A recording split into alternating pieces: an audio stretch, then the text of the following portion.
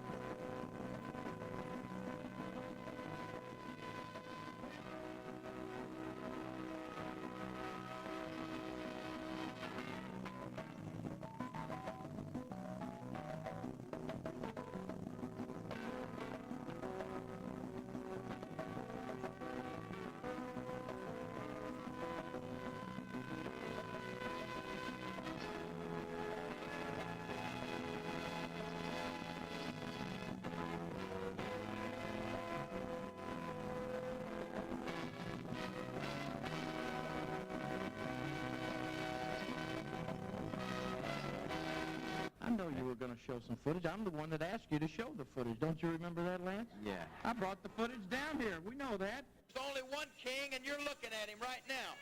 Because you're a big deal around here. Because I even saw you on TV the other night. Boy, you were a real big deal the other night.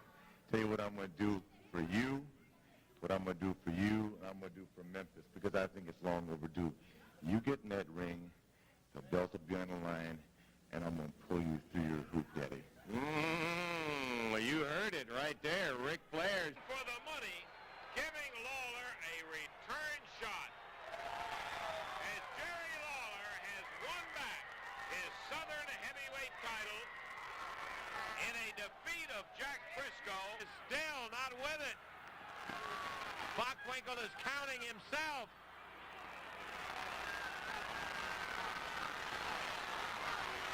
He's picking Jerry Calhoun up. Lawler puts Bockwinkel down. 1, 2. He got him. Sugar down. They're both off the platform, but neither one of them have hit the floor. Dundee pounds on him. Bill Dundee. Dan Wayne treated to the same kind of action. Oh, boy, look at here. Man, oh, man, the Rock and Roll Express, a bunkhouse match. Anything goes. The Heartthrob and Big Stan Hansen. Kamala up. Oh, boy. He is really going after Lawler now. Lawler swinging back at him. Now the three of them gang up on Kamala. And let's loose the fire. Oh, Hart. Jackie. Stan Lane, I guess, slipped him a cup of ice. And Jackie just kind of gave Jimmy a little refreshing bath right there. Shower.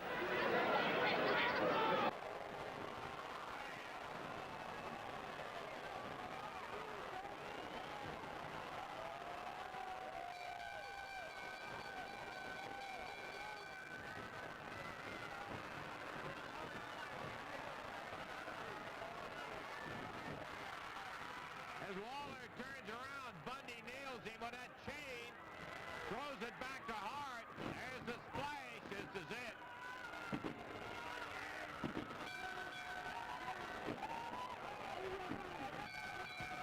Six minutes, 57 seconds. Done. Lawler, having never lost a hair match, is having his head shaved in the middle of the ring with Rich and Idol. The culprit. Lance Russell, excuse us. Yeah. You come in to talk, but we don't need you in here. You know, I told you, Jerry Lawler, it was going to get intense. Real intense. I'm hungry, boy.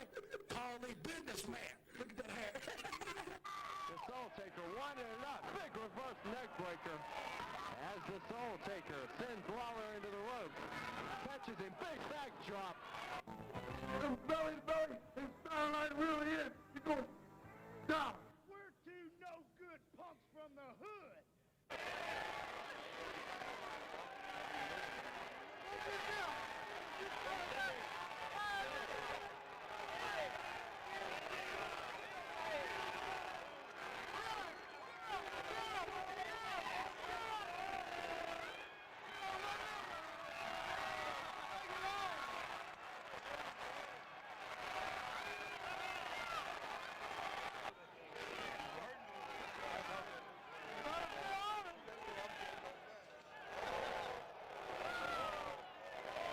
me tell you something. Hulk Hogan not only is the only true champion in the wrestling world today, but Hulk Hogan has the biggest arms in the world, the best looking face, and without a doubt, always tells the truth.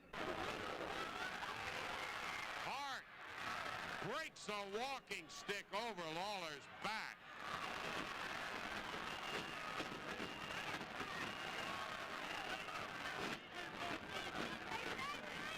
And the referee says ring the bell.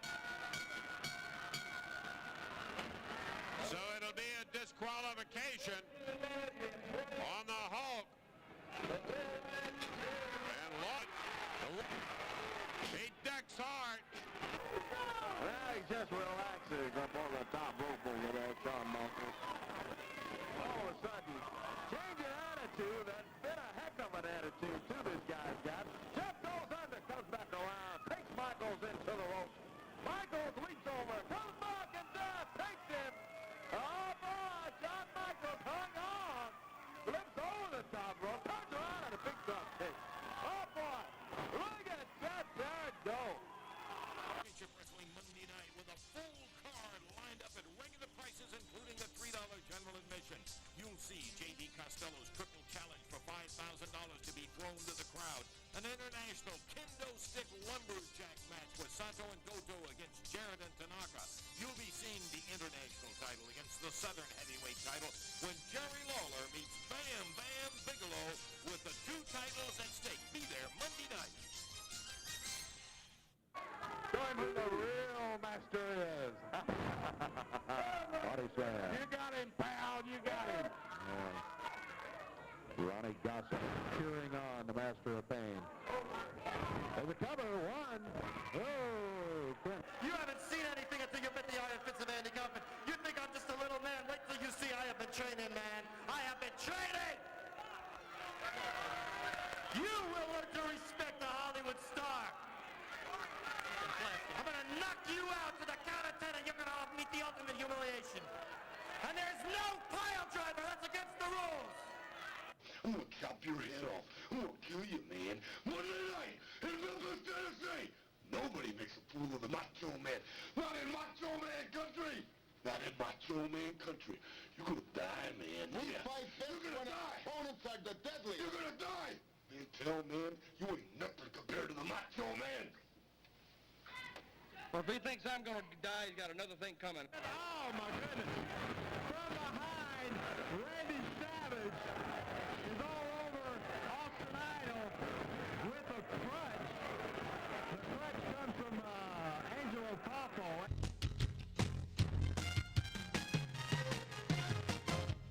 You guys lost, and that's exactly what happened. And that's all. Well, that's about it. Son of a gun, we've enjoyed it. Looking forward to next week. I guess we'll have to wait a week before we get to it, but we'll be right back again. For Corey Macklin, Dave Brown, Lance Russell saying bye-bye, everybody.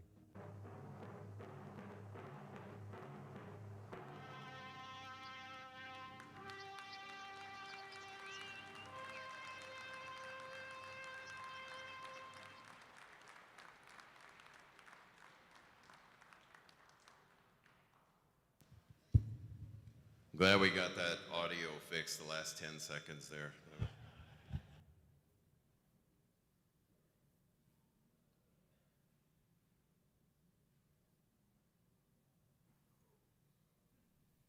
Jerry the King Lawler.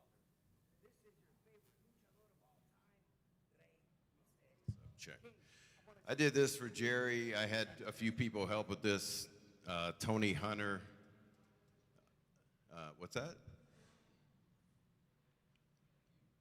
Took a lot of, got a lot of people to send Jerry videos congratulating you on who knows how long this career is going to go. 50, 51, 52, 60, 70 years. Luchador of all time, Rey Mysterio. King, I want to take this time to congratulate you on such a beautiful, amazing, illustrious career. More than 50 years in this beautiful sport of professional wrestling. And for that, I want to say thank you for all the years of entertainment that you gave us inside that ring. And thank you for all the years of entertainment that you gave us behind that commentator's table alongside with JR. Your smart-ass remarks, your giggles, your laughs, the puppies. Thank you. Only you could pull that off. You are truly one of a kind, genuine friend, and I feel truly blessed that I can call you my friend. Thank you once again. You know this already, but I'm going to say it again. You know I love you very, very much, and I can't wait to see you in person so I can give you a big hug and we can see some puppies together. Booyaka. I love you, Jerry. 619, King.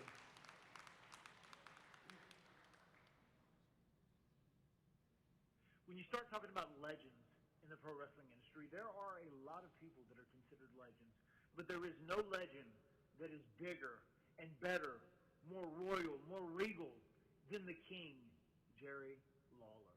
Now, everyone knows you are the King of Memphis. You've been the King of the WWE, and you are a king in the pro wrestling industry. No doubt about it. Without you, Jerry Lawler, a guy who was a normal size, blazing a trail, breaking ground, people like myself and my brother, Matt Jeff Hardy, we wouldn't have been afforded the opportunities that we later got. So we are very grateful for that. Thank you for paving the road that allowed myself and my brother to live out our dreams. And on top of all this, I'm very honored and proud to call you my friend, call you my colleague. I've had many great times with you over the 3 decades now we've known each other. And whether it is at WWE or whether it was at Northeast Wrestling, just hanging with you, talking with you, you're a great human being, and you truly are the king of pro wrestling. King, Samoa Joe here. I wanted to take this time to not only thank you for the years of entertainment, but also for the amazing contributions your voice made in helping us tell our stories in the ring. Your contributions will not be outpaced, and I thank you for them all. Take care. When you speak of innovators in the world of professional wrestling, Jerry the King Lawler's name has to come up. A lot of us owe him a great deal of thanks, and I am extremely proud to call him a good friend. Long live the King.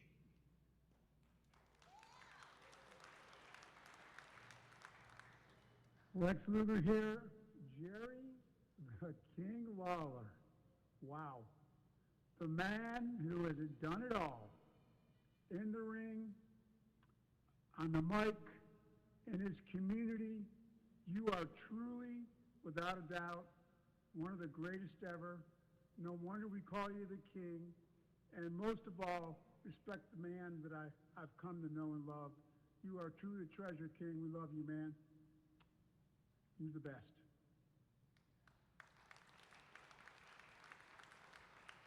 Hey everybody, Godfather here, and I just want to show some appreciation to the man, the myth, the legend himself, Jerry the King Lawler.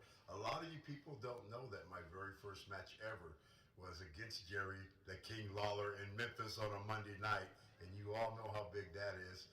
And I just want to show my love to him because I was greener than Kermit the Frog. And he took me in and I listened to him and we got through the program.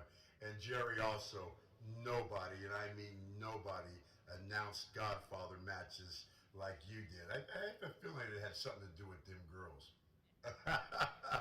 Anyway, brother, nothing but love for you. This night's about you. It's a tribute to you. You are the best. You are the king. And you, I've told you this before, are my hero. Nothing but love, my friend. Nothing but love. Jerry the King Lawler, what an incredible run. You know, I have to tell you, I don't know.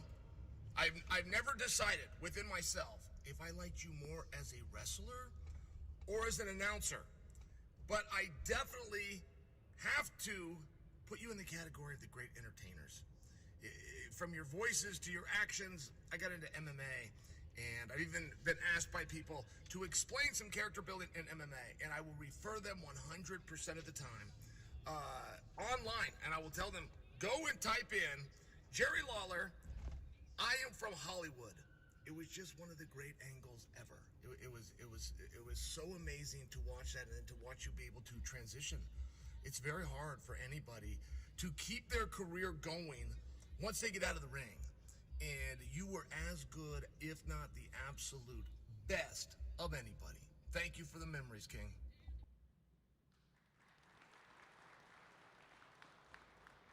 Hello, my name is Gabriel Luna. I'm an actor. I currently play Tommy in the show The Last of Us.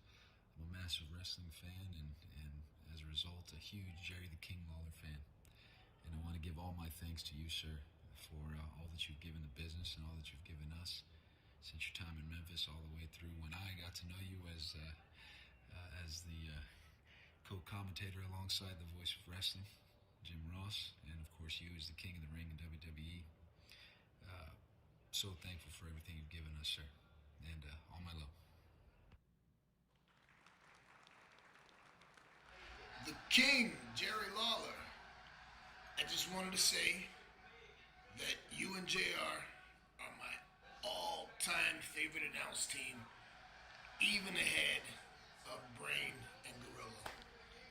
But even more than that, I greatly enjoyed the time that we spent in catering where you would talk to me about the infamous parking lot bump where you got run over, your interaction with Kaufman and you know, that whole legendary moment in time in our industry. I appreciate you. I salute you. See you down the road. Mr. Lawler, Jerry Joseph, actor, fan, I'm honored to have the chance to talk to you a little bit and tell you what you mean to me, sir. The King character has been such a constant presence in my life for my entire life, okay? You watched me grow and you had no idea. But from Memphis to WWE to the entertainment industry as a whole, there's nothing that you didn't do. With that said, the most remarkable part about your story, for me, is what you've been through and what you've survived. You're a strong dude and an inspiration to me personally. What you've experienced hits really close to home for me. You never have to guess where you lie in the history books, sir. Your place is etched. You're a legend. You've inspired a generation of people that want to do what you do. And we love you, King. God bless. We love you.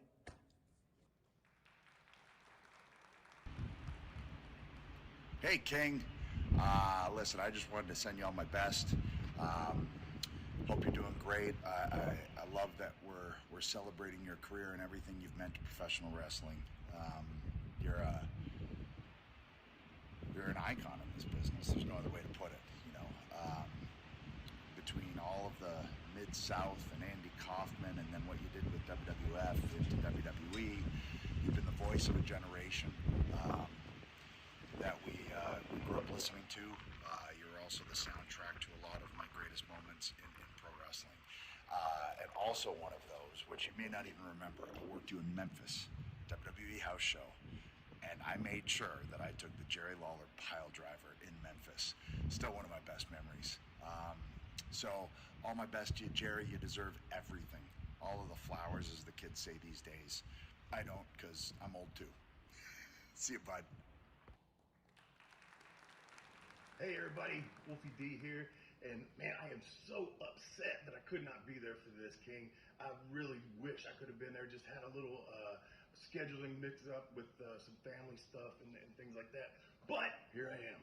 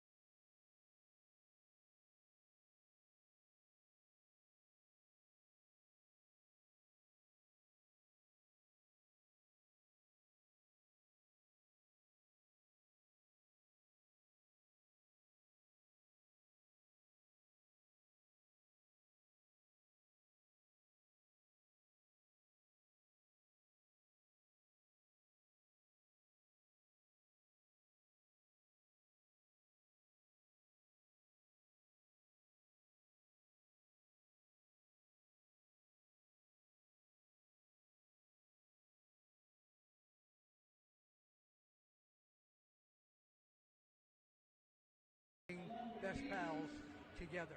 Bill Apter, see you at the matches. Hey, Jerry. I just want to tell you you're one of the greatest of all time. You're the one who started Memphis wrestling and made it what it is today. And I'm just so very proud of you. And I want to wish you the best of luck.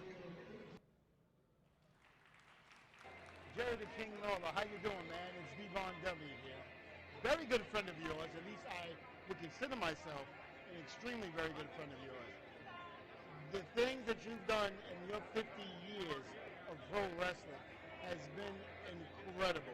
It's been an incredible ride, an incredible run for you, and I was very happy and glad that I got to spend a little bit of that with you during the Attitude Era. I just want to say also thank you for all the great commentating during Bubba and I's matches. Superb, excellent. Just the way you did things was just uncanny. No one will ever be able to top you ever. So listen, congratulations again on a successful career. I love you as my brother. Thank you so much.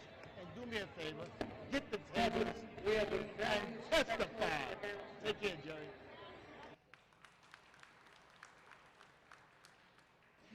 Jerry Lawler, Rob Van Dam here, whole effing show. You know, you've been very fortunate. You got to see me when I was very young and got to follow my entire path to success. And you were pivotal at certain moments, like the Mr. Monday Night gimmick with EC Dub. Remember EC Dub? Extremely Crappy Wrestling, you call it? And there was a time way back in Memphis where we were watching from behind the curtain. Oh no, I don't. You looked at me like I'm gonna. No, I wasn't gonna tell the whole story. No, hey, thanks for not taking advantage of me when I was really young and back in Memphis. And you said, hey, what if they open up the curtain right now? And everyone looked and, well, you know, if you remember, then you remember. Anyway, Jerry Lawler, you're the king. Always will be. Stay healthy, and you know, do you.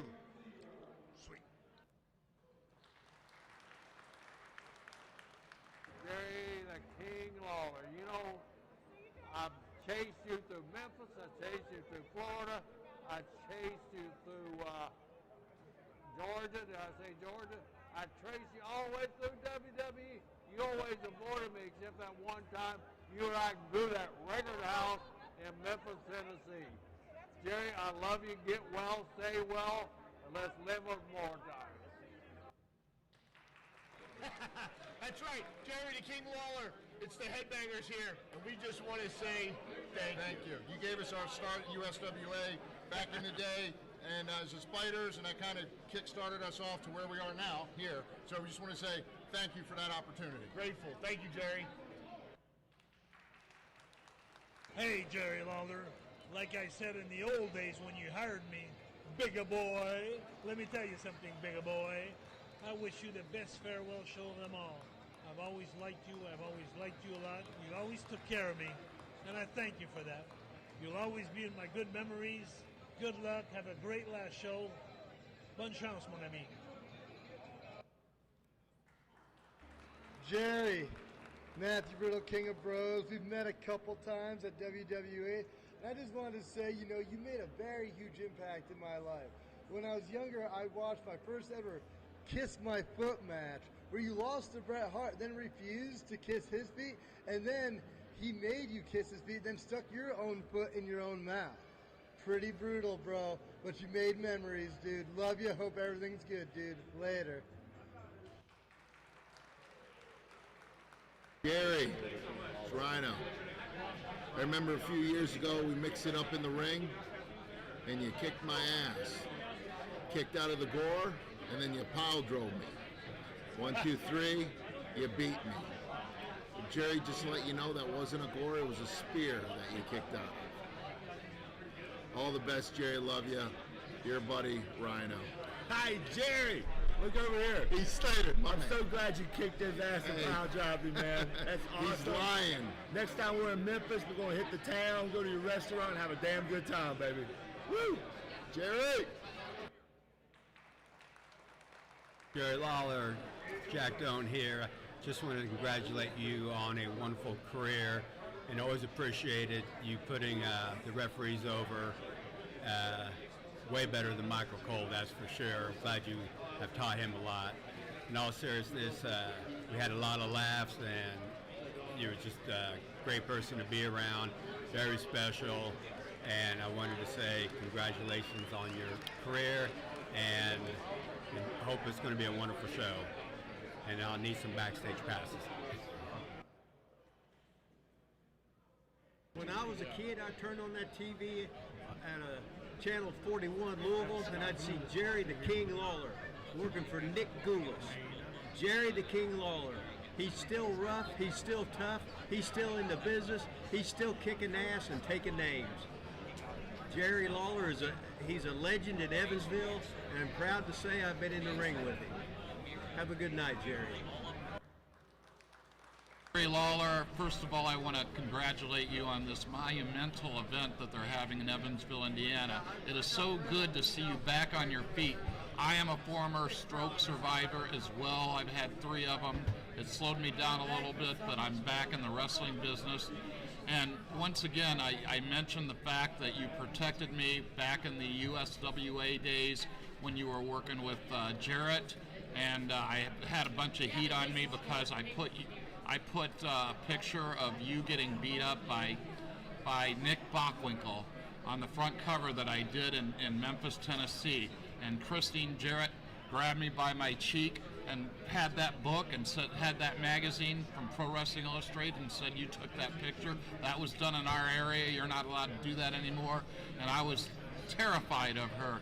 But I came up to you, told you what happened, and you said, don't worry about it. You laughed it off, and it was all water under the bridge. But I want to congratulate you once again for your wonderful recovery, being a wonderful wrestling leader, and once again, congratulations, and I hope to be there for the show to congratulate you. What's up, Jerry the King Lawler? It's your boy MJ in the house here. You know how we do. I miss you, brother. Rocking and rolling, strutting and strolling, slamming, jamming, moving and grooving, and most of that I learned from you. I hope you're doing well out there. Can't wait to see you again. I miss you. I love you. All right, rock on, brother. Jerry the King Lawler, truly the king of professional wrestling. Jerry, I got to tell you, I've said it before, I've said it to other people, that the longer I've been in this business, the more I've grown to appreciate the sheer genius of Jerry Lawler. You are an amazing, absolutely amazing worker and an amazing performer, and I wish you nothing but the best, Jerry. I hope to get to see you soon.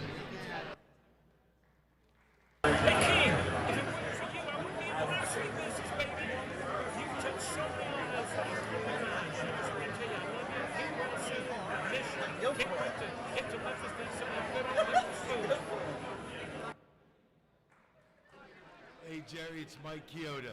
Hope all's well, brother. Hope you're doing okay.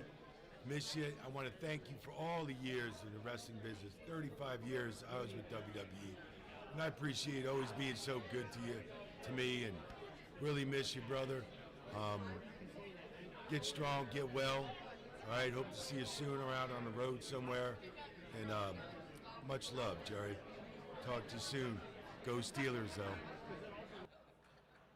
What's going on, guys? World's Strongest Man, Mark Henry, Jerry. I would not have been me without you. I thank God every day that I was sent to Memphis to meet you and learn how to work. I appreciate you working with me, being the first person I worked with, and helping establish the right road for my career. This would not have been possible without you, and I thank you very much from the bottom of my heart. Hi, Jerry. Glad to hear you're doing better. You know, I thought I never got a chance to work for you there at Memphis. I was always down in Mid-South. And I thought they were going to put us together with DiBiase's kid and Dustin's kid. That one little thing at WWE. But anyway, my friend, I want to say good luck. Glad things are going good. And this hole's for you, King Lawler. Ho!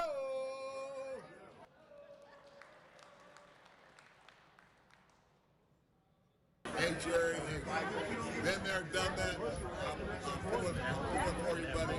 Get well soon, and I hope to see you soon.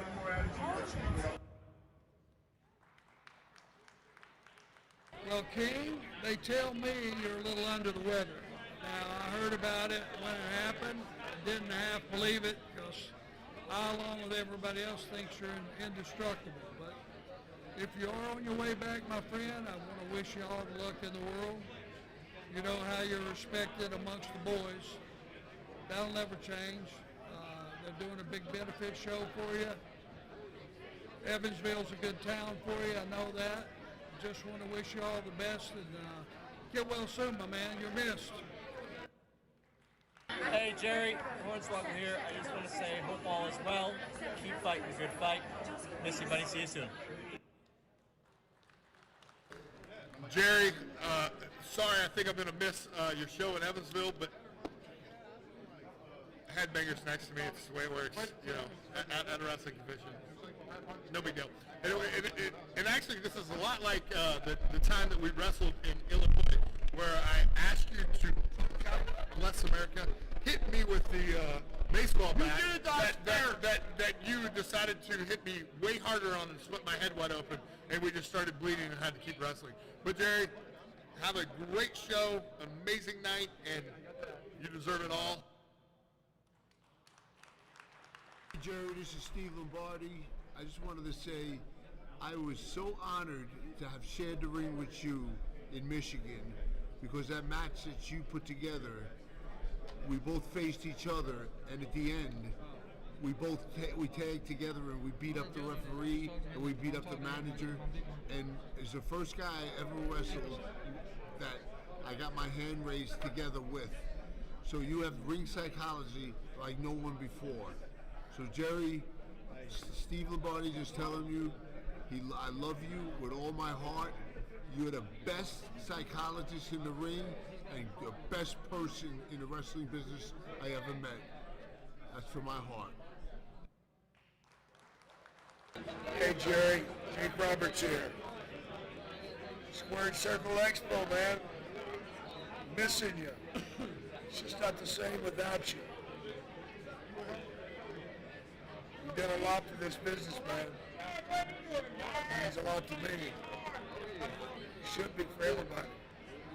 Take care. God bless. Get well.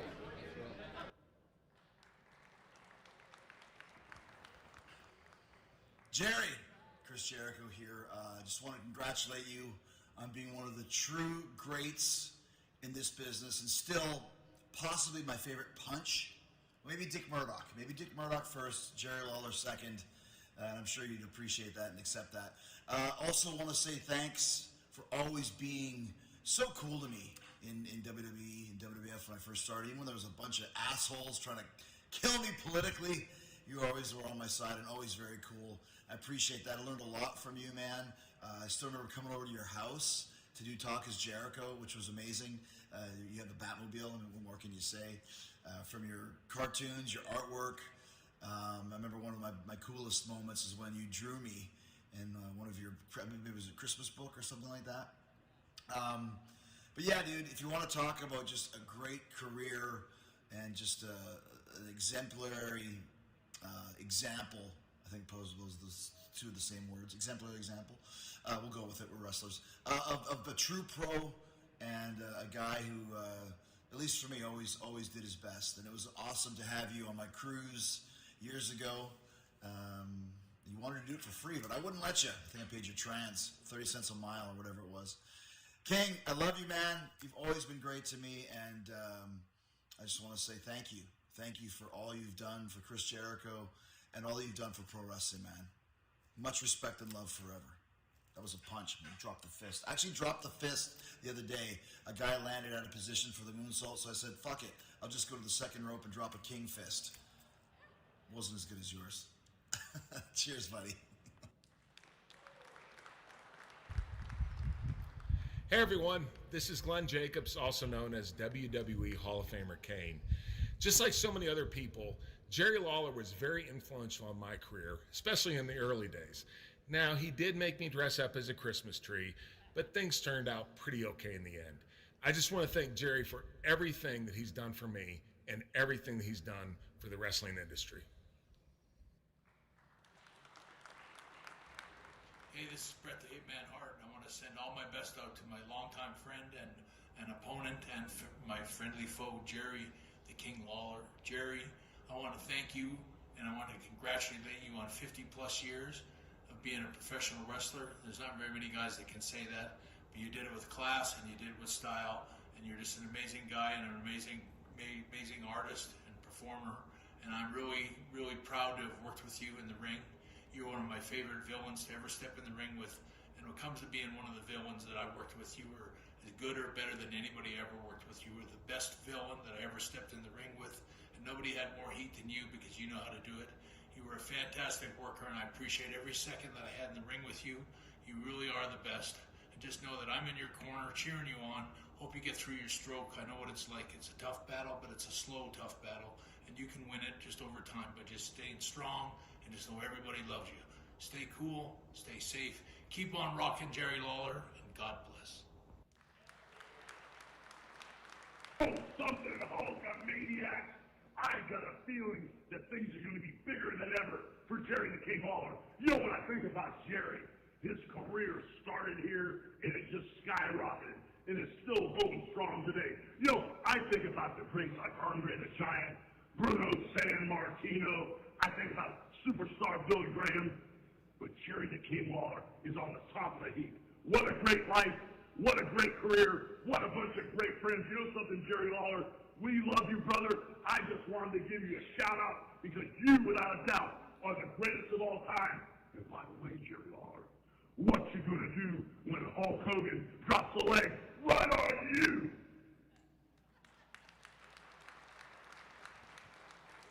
All righty, where is Shane? Shane? Oh, there he is. There's only one way to kick this off, right? Shane Russell.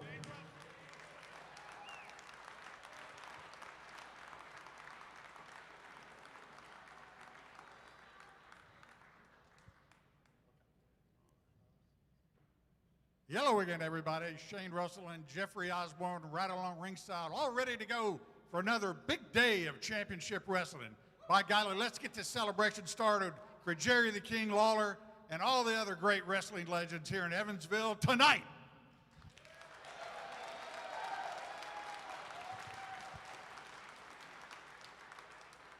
Not quite up to the Lancer's skill, but very fitting for this celebration.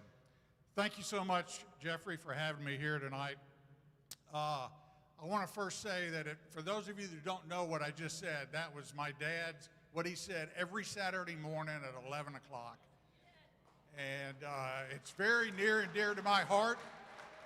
And so thank you very much for recognizing my dad. He just loved professional wrestling and everything he did. But hey, I'm here as first and foremost, I'm here as a fan. I grew up in Memphis, of course, and I started watching wrestling probably mid-60s, 65, 66. I'd go in, wake up on Saturday morning, I'd go down and watch my favorite cartoon, Johnny Quest. Anybody remember Johnny Quest? Race Bannon, his dog Bandit, yeah, it was great. But then at 11 o'clock, I'd grab a box of Pop-Tarts and some orange juice and watch studio wrestling at 11 o'clock. Now, I first started watching it because my dad was on it and I had to watch it. He said something about not being in the will, but anyway, so I watched it. But you know what? Something happened. I really enjoyed it. I started watching it and I became a fan. I knew a lot of the wrestlers, got to know them very well. Some of the guys that were my heroes back in the day was, and y'all will know, most of you will know a lot of these, Lynn Rossi, Bearcat Brown, Corsica Joe, Don and Al Green, some great tag teams back in there. It just horrified me back in there. The interns with Dr. Ken Ramey, the Von Brauners with Saul Weingroff, the Bounty Hunters with Jimmy Kent. So, and can't forget Tojo Yamamoto and Jerry Jarrett. These were all the guys I watched like clockwork every Saturday. Now, what was funny was on the other side of Memphis somewhere, there was another kid who watched Saturday morning wrestling. He was probably 14 or 15 years old, and he had this great artistic talent. Of course, I'm talking about Jerry Lawler. And he started drawings of what was going on Saturday morning. And he had this great idea to send them into WHBQ TV, 485 South Highland, Memphis, Tennessee. Attention, Lance Russell. Can't believe I still remember that address. But my dad would get those drawings, and then he just was so impressed with them. And he showed them on TV every Saturday morning. And then one day he called Jerry on the phone and said, "Hey, Jerry," said, "we really like your drawings. Can you send us some more of them?" Well, that happened. And of course, then another time he called Jerry up and said, "Hey, would you like to come down to the studio?" And so Jerry came down to the studio. My dad introduced him to Jackie Fargo. And of course, the rest is history from there. I'm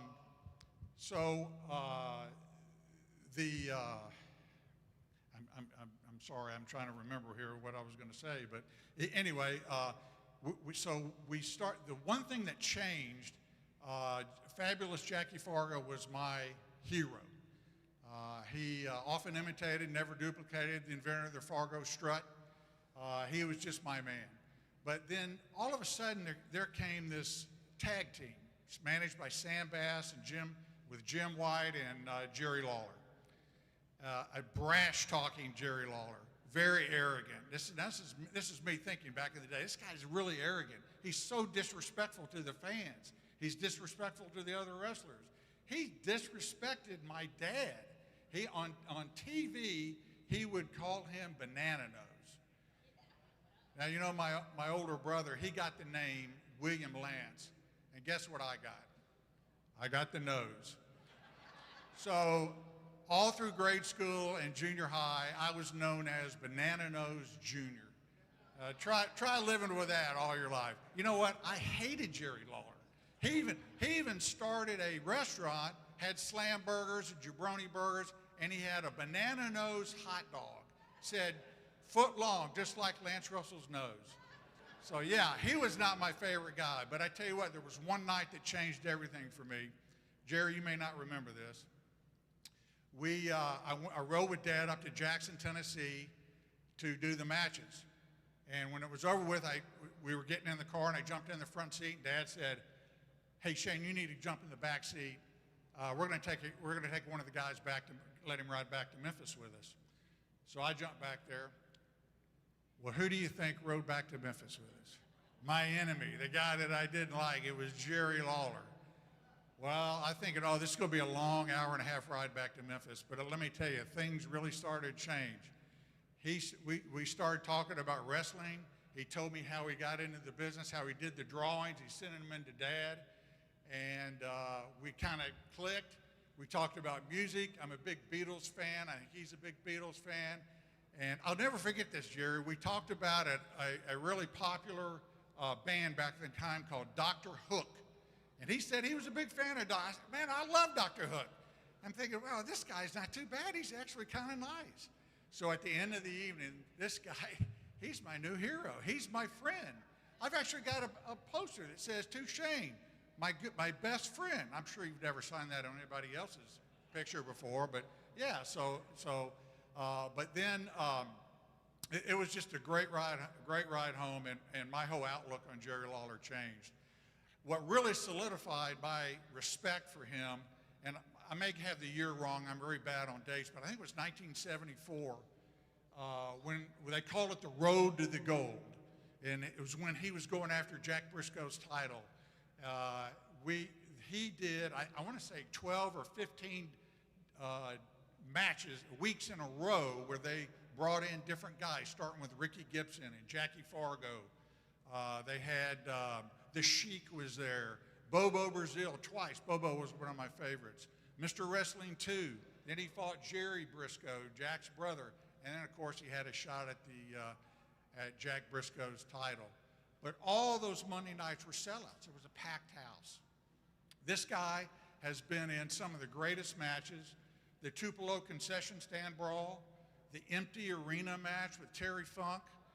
He's been hit over the head with Coke bottles.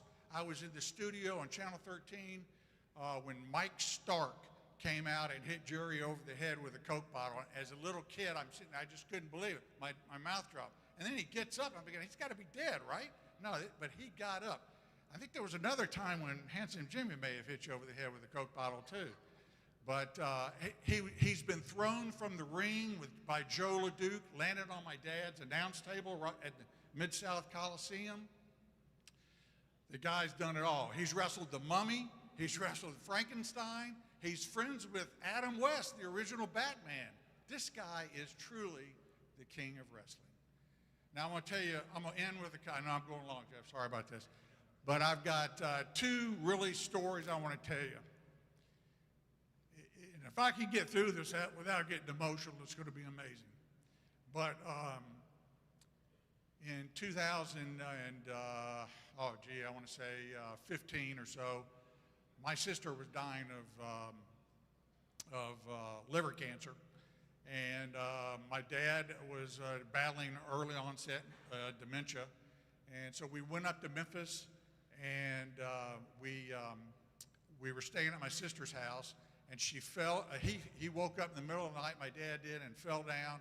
Ended up finding out that he had broken his neck and had a couple other injuries. We rushed him to the hospital. So I'm sitting in the hospital emergency room, but I get a phone call that my sister passed away. And so then we took him straight from the emergency room to the hospice place, right where my sister was, 2 doors down. Jerry came out to see my dad. Very touching. He did his best to wake him up, but Dad never regained consciousness. Then on the day of my sister's funeral, my dad passed away. So when I was doing the funeral home, and they were trying to decide when we were going to have the funeral arrangements, I said, what better time than have it on Saturday morning at 11 o'clock? So I wanted two people to talk. One was Dave Brown, and the other one was Jerry Lawler. And I was worried that Jerry would be too busy to attend, and in fact he was. And if I'm not mistaken, Jerry, you had a commitment for a Comic-Con, I want to say New York, could be wrong, but he said, Shane, I'll be there. That's how much he respected my dad. The other one, happier time, was out in, I'd taken Dad over to the Mid-Atlantic reunion for the convention over there, and we saw Brian Blair, who happens to be the president of the Cauliflower Alley Club. And he saw Dad, and he said, hey, Lance, we'd really love you to come out. We'd love to present you with the Announcer's Award.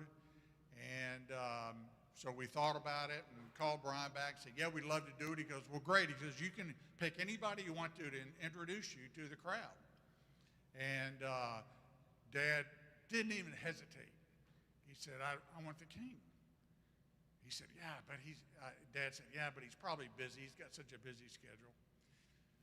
Called the King. King didn't even hesitate. Tell me the dates, when I need to be there, I'll be there.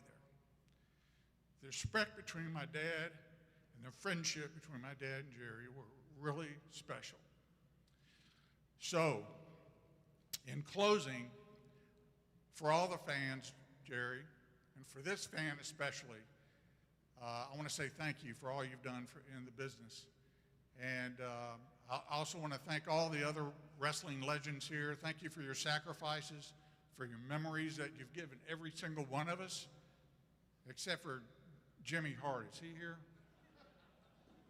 Oh, well, anyway, my mom, God rest her soul, she never got over the fact that he dumped a 5-pound bag of flour over my dad's head and ruined his Baxter suits. So, Jimmy, I'll get you later. But hey, Jerry, thank you so much. And most of all, thank you for being a friend of my dad. Appreciate it.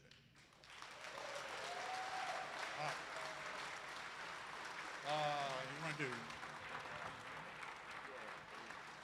Okay. Jimmy Hines, you ready? We're going to call them up one by one. Bobby Fulton. From the Fantastics.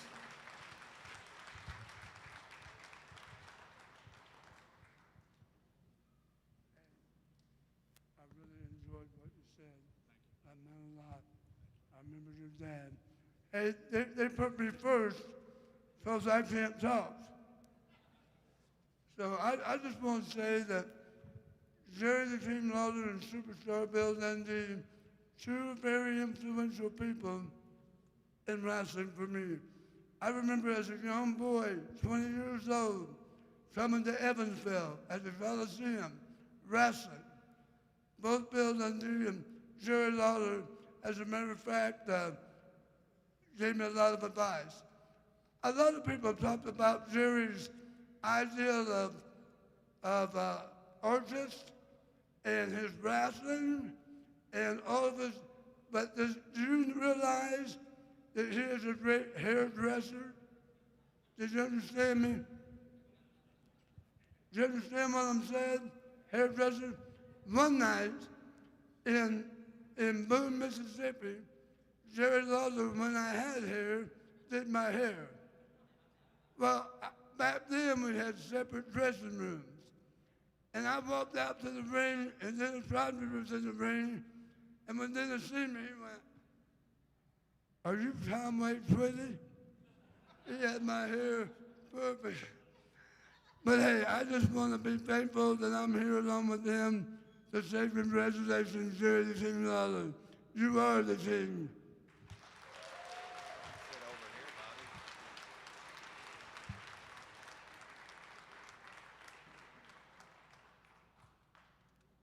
I'm going to bring up a lot of people. I heard somebody say, well, Downtown Bruno is only famous because he knows Dwayne Johnson.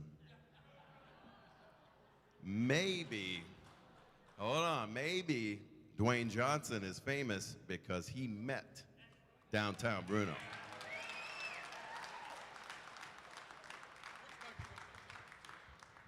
Thank you, man. That was real nice, both of y'all. Let me bring the crowd down now. You know, I started in the business in 1979. I worked for a guy named Bob Geigel in Kansas City. I worked for a guy named Dale Mann out of Kentucky. I worked for a few other guys here and there, spinning my wheels. 1983, a dear friend of mine that y'all might have heard of named Rocky Johnson brought me to Hawaii, Polynesian Pacific Championship Wrestling. I used to babysit a 7-year-old over there that y'all might have heard of, named Dwayne Johnson. Well, anyway, I was managing. I thought I was doing a good job. And apparently, this guy over here, too, Jerry the King Lawler, thought I was doing a damn good job because he had me manage him over there at a big show at the, I think it was the NBC Arena, if I'm not mistaken. So Rocky Johnson said, yeah, King, if you want Bruno to manage you, that'd be fine. So I did. He evidently liked my managing, so he brought me to Memphis right after Jimmy Hart left, put me as the top manager, gave me my break in life, not just the business in life, because if it wasn't for him right there, I'd either be in prison or dead. That's God's honest truth. When I was getting DUIs back in the 80s, he let me live in his guest house. I wasn't allowed to leave Shelby County for a while because I was on paper, because I was drinking and driving like an idiot. So he said, you stay here, you ain't driving nowhere. I couldn't leave Shelby County. So he would go to Louisville or here to Evansville or Nashville. I'd walk 2 miles down to Summer Avenue, drink beer, a beer joint called the King's Inn, believe it or not.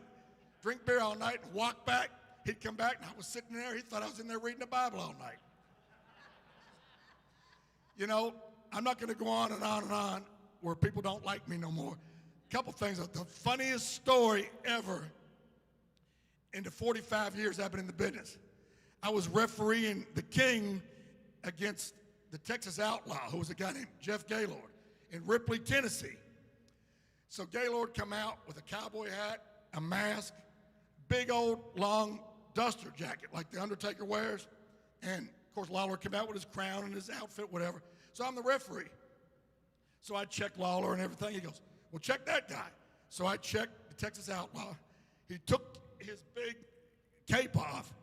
he had 2 bandoleros of bullets and 2 6-guns on the side. Lawler goes, well, Jesus Christ, I guess finding a chain would be out of the question. One day we was driving to Louisville. Lawler was driving. I was in the passenger seat. We stopped at Long John Silver's in Jackson, Tennessee, got our food. On the console between the seats, I took the lid off my soft drink, sat it on the console, squirted a bunch of ketchup in it. Lawler was driving, had a nice Cleveland Browns jersey on, leaned over, put his elbow in the ketchup. I thought he was going to kill me or throw me out on the side of the road or both. Well, he got so mad, I had to drive all the way to Louisville. We got there. Something happened that night. I don't remember. It was something stupid, but like they were going to give us free pizza or something. I come down to the dressing room and said, man, I got some great news. And Lawler goes, what's that? You're quitting the business? One of the funniest things ever happened to me in my life. Well, you know, Jerry's had a lot of issues lately, but, you know, had his knee worked on. He's okay now, but it's funny. He says to the doctor, he goes, well, once I heal, can I get in the ring and have some good matches? And the doctor says, why start now?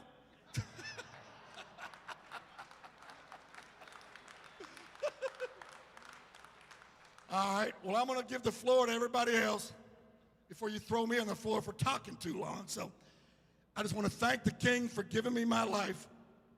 He's one of the people in this world I would die for. And I mean that with all my heart. This is great seeing all y'all wonderful people, seeing a lot of great friends. Damn, Ron Simmons, the legendary Lex Luger, the Godfather, all my Memphis colleagues there.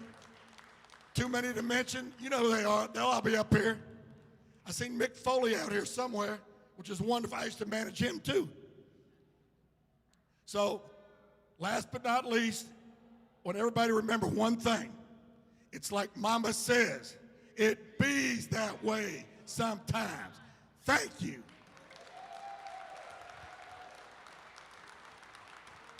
I'm gonna call up everybody here to take their seats. That was the script. Everybody's gone off script already. So, Bill, Superstar Dundee, come on up here, have a seat.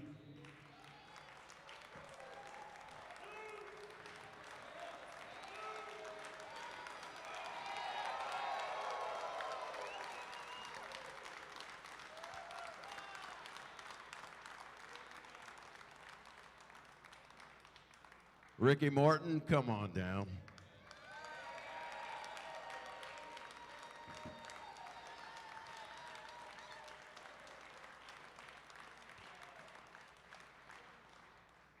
Where is Handsome Jimmy and Jimmy Hart? I think they're conspiring something back there. Handsome Jimmy, Jimmy Hart, come on down.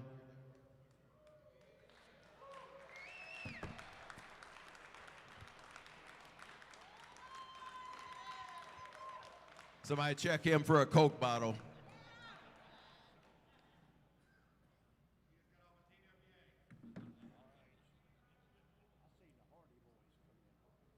Where is Jimmy Hart? I know he's back there somewhere.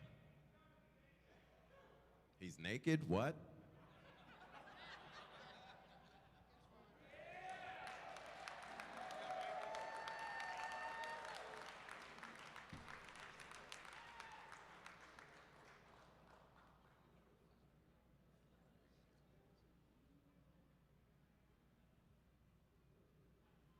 This on the end is reserved for someone later I'm going to bring up here as well.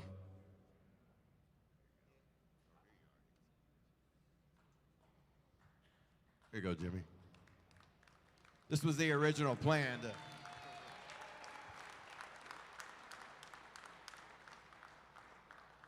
Last but not least, Jerry the King Lawler.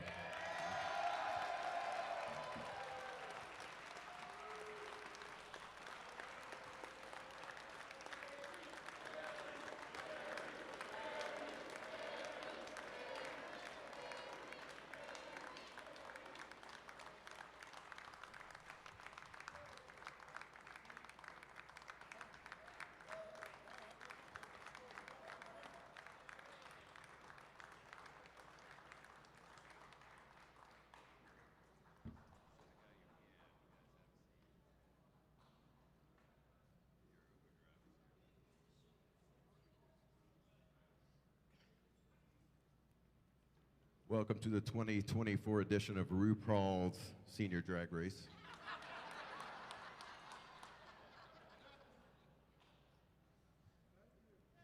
No, I'm always dressing better than everyone else. A funny story about Jerry's knee. I took Shara, my girlfriend, to his house one time, and he got up off the couch and he says, "Oh, my knee's hurting." And Shara saying, "Oh, really?" And he goes, "Yeah, it's not my left knee, it's not my right knee, it's my wee knee."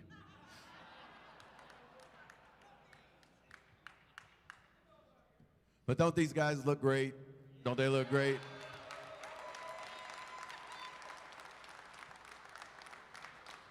Until they start walking, damn. But they did it for us. Every blood, sweat, tear, broken bone, they did it for us.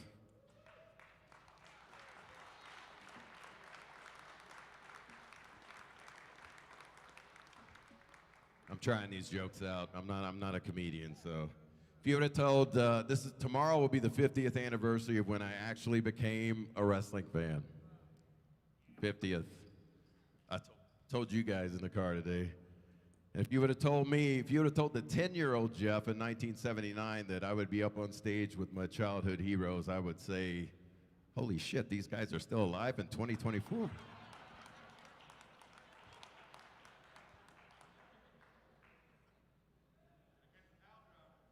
Father Time whips all of our asses. Hell, I've had more bones replaced than a lot of these guys. And I'm not there yet, so. First guy I want to call up here is Ricky Morton, and I heard, as I heard a girl say back there, "Mom, I didn't know the lunch lady was a wrestler from my school."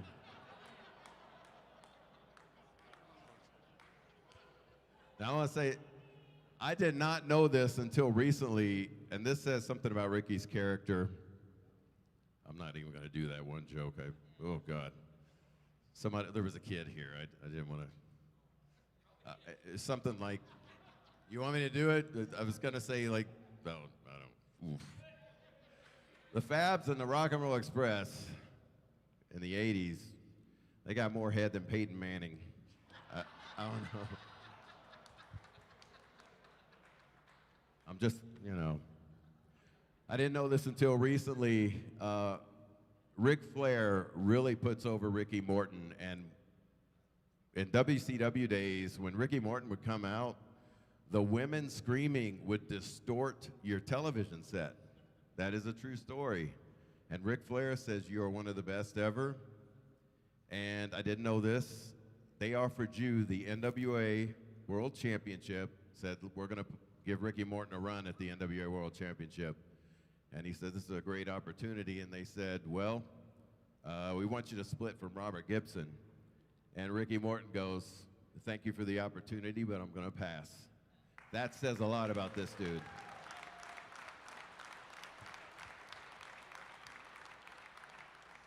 Hey, can y'all see me? No.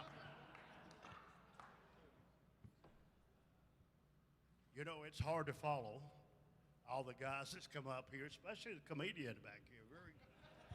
Very funny guy, huh? I had the perfect timing in the wrestling business. I started a business young. My dad was a referee, Paul Morton, if you remember him. He got me booked in Memphis, Tennessee. I was on my way, buddy. Some of the greatest, and you've seen earlier, some of the greatest talent there ever was, and Jerry Lawler created every one of them. If you look back at WWF, every damn one of them come from Memphis, Tennessee. And you can say Evansville, that's the same way. But as me, I left working territories just to learn the business. But you talk about getting a PhD, brothers, to watch these guys here. And Bill Dundee and Jerry Lawler. But Jerry Lawler was looking for a new tag team to bring into Memphis, and I was working in San Antonio, and you come in to do a shot there, and you talked to me about it. Myself and Robert Gibson. Well, we get to Memphis. We don't have a gimmick. We don't have a name. And we're going out. So Jerry, if you remember, we went to a flea market, bought a bunch of bandanas and feathers, and Jerry Lawler brought 2 pair of tights with him, and they were spandex. And back then, nobody wore spandex but Jerry Lawler. And the ones they gave me were purple, and the ones you gave Robert were skin colored. And Robert looked like he was naked. And I'm going, damn, I don't know if I want to do this or not. I don't know if I want to go out here. But we didn't have a name. And dude, we're fixing to go out. We got Jimmy Hart, the rock and roll guy, and we're talking about an R&R, Rolls Royce. And I remember Jimmy Hart tells Jerry Lawler, goes, what about the Rock and Roll Express? And Jerry goes, that's the worst name I ever heard. But we need one, and we're going to go with it. Well, from there, you see what we went on to do. And it was all because of Jerry the King Lawler and Jimmy Hart. Now, one thing that I always do is I want to thank all of you for coming out tonight. We're going to be here all day tomorrow, too. I seen a lot of great wrestlers walk in this back door a while ago, and I'm a mark for the Hardy Boys, wherever they are. Hey, buddy. Yes, sir. Jamie Dundee, and we can't never forget Lex Luger sitting over here. Ron Simmons. These guys entertained you for years and years. And I just want to I'll be proud, because Dusty Rhodes asked me one time, he goes, Ricky Morton, where'd you learn to work at? And I put my chest down, and I was proud to say, Memphis, Tennessee. Thank you, Jerry. All right. There we go.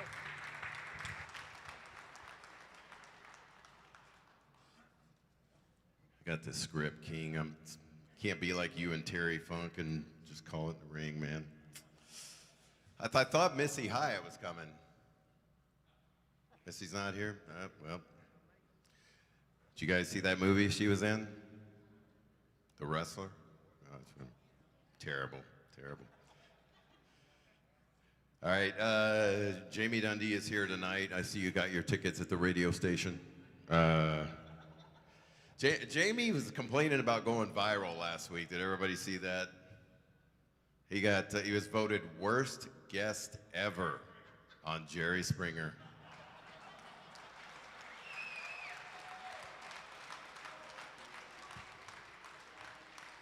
$3 million people watching him portray ex-convict who had admitted to getting freaky in prison.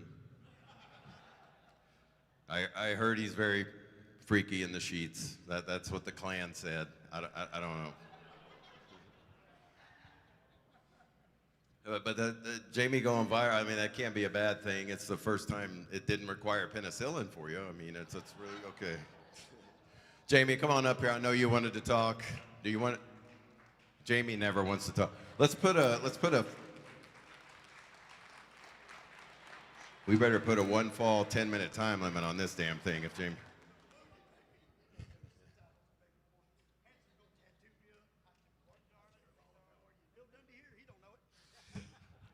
Bill Dundee, you in the building? There he is, Bill Dundee, folks. He don't know it, but he's here. Look, I'd just like to, first of all, it's not my fault, people. Look, this is my family I grew up with. This is what come at Christmas time. This is what showed up on birthdays. And people think it's my fault that I'm like I am. I can't agree. I just can't say that, but, you know, first of all, I just want to talk about something that's real dear to my heart, man. Fentanyl. Fentanyl has killed 169,765 people this year alone, man. I just want to say, if you're going to do dope, please don't do fentanyl, man. Fentanyl is killing people, just like Lex Luger's career. It's killing people, man, I'm telling you. But listen here, I didn't come here, to roast anybody, because if you have to roast somebody, Gerald, that means they want you to tell bad stories you know about that person, right? Well, guess what? Hugh Hefner called me up before he died, and he said every time you wandered around the Playboy Mansion, he told everybody you was his grandfather, because all you did is walk around. Anybody seen my cat? Where's my cat? Here, kitty, kitty, kitty. I need my cat. So he said, you know, hey, man, Jerry Lawler's my grandfather. But I said, that's pretty messed up, man. He said, no, that's mowed up and jacked up's what that is, man. But, you know, it's a wonderful thing to be able to put yourself in a category and be able to stand up on this stage today with the greats such as these gentlemen right here, because without these gentlemen right here, professional wrestling would have never went no further, man. Jerry Lawler is one of the greatest minds in our business to ever come down the line. And all the things you people see today, he thought that up 25 years ago. It's just it hasn't been seen in that time. But I heard Vince McMahon let you go, and look, he's a dumbass. He should have let somebody else go. You ain't got but 3 more checks coming, and you're out of here, pal. I mean, damn, I should have let like Road Dogg go. They got 20 more years of life in them, man.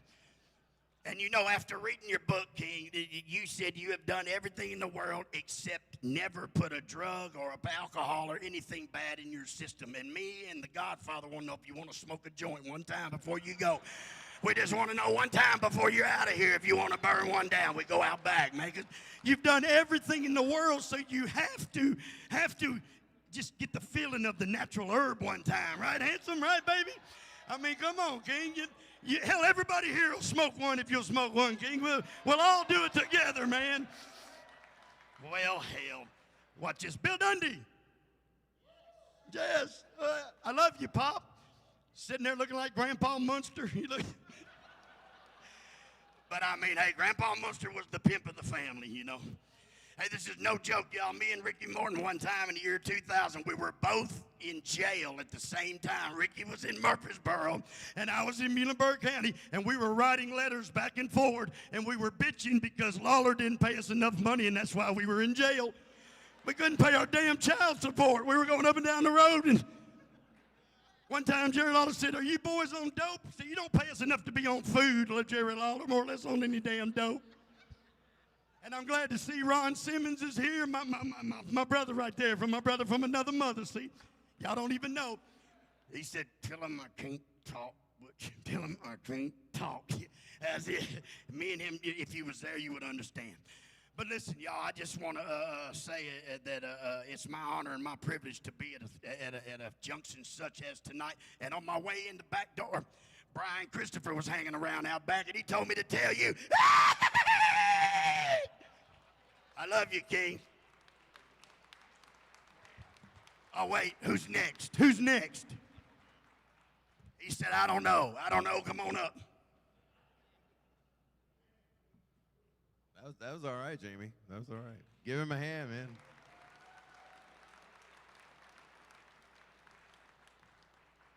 You know, they talk about partying back in the days.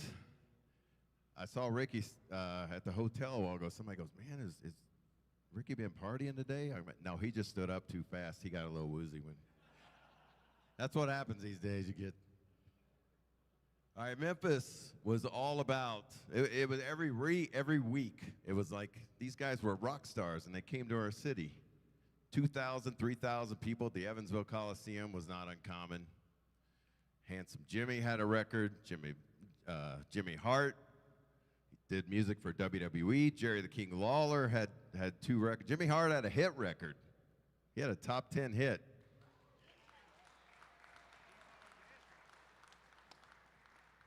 I still play you guys' records at my parties. Yeah, I do, when I want people to leave. No, seriously, they did it better than anybody else. Memphis was the first place to have videos. I mean, even predates, in some cases, MTV. Memphis was doing it first. You guys were far, far ahead of your time. Jimmy Hart, you are a class act. I'm in the club with these 2 guys. I've never drank, smoked, done drugs any time in my life. Will not take Jamie Dundee up on anything. And Jimmy, this guy, I think he's 20 years old. He's like, Jeff, what do you want me to do? I'll do this. I'm going to be in Albuquerque tomorrow. I'm going to be in New York Monday. I'll be this. You move so much, and someone asked me, how old is Jimmy Hart now? I go, oh, hell, I think he's 30. I don't know. Come on up here. I know you have a little bit to say about the King.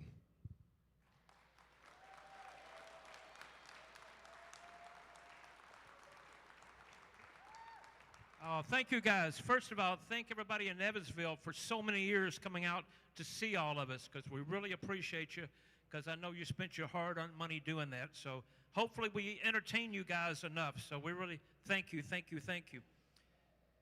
If it wasn't for Jerry the King Lawler, there'd be no Jimmy Hart. And I really mean that from the bottom of my heart, believe that or not. But like I said, he's done so much for me. 43 years ago, I had a phone call. Isn't it funny sometimes how one phone call can change your life forever?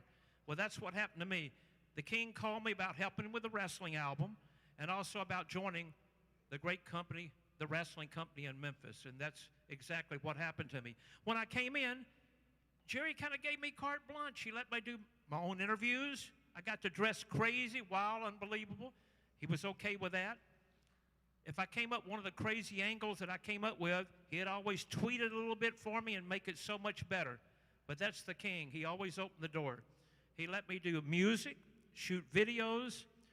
We shot a great video on Handsome Jimmy down there. That was the King. Let us do that too. And like I said, it was just something very, very special that we had in Memphis back then. And of course, our territory, Memphis on Monday night at the Coliseum, Louisville Gardens every Tuesday night, and of course, Evansville, one of our favorite towns back in Evansville. So we just, like I said before, you guys have been so special to us. These were our three major cities that we had, and of course, the rest of the week we had other shows too, Tupelo, Mississippi, blah, blah, blah. But I've got to tell you this. How many were able to ever have a chance to see Billy Superstar Dundee and Jerry the King Lawler's matches? Phenomenal, phenomenal. I still owe them money. I should have bought a ringside seat for them, because when I was managing for the King, it was such a thrill for me to be close to ringside when I saw the Superstar and Jerry get it on. It was just phenomenal. It was unbelievable. But if it wasn't for the King, I'd have never been able to go to New York and get a Hall of Fame ring. If it wasn't for the King, I'd never do some of the music that we did for WWE and WCW and Memphis. That was all owed to him right here. And I'm going to make it short and sweet, because when we do this thing for WWE, we only have 3 minutes, and I think I'm 2 minutes and 59 seconds already. But we love you guys so much. And the King, I've just got to tell you once again, that one phone call changed my life forever. And once again, if it wasn't for the King, Jerry Lawler, there'd be no Jimmy Hart. Thank you so much. We love you guys. Love you.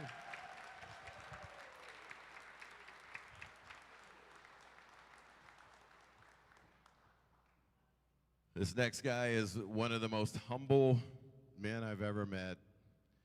And I will never forget it. When I first met him, I'm like, oh man, I better put my earplugs in. Here comes Jimmy Valiant. And as Jerry put it one time, 22 and a half hours a day on Saturday, Jimmy was the quietest man on earth. And then the television show started. Baby! Handsome Jimmy. One of the best to get that. I've never seen a guy get a crowd going like that. Handsome Jimmy.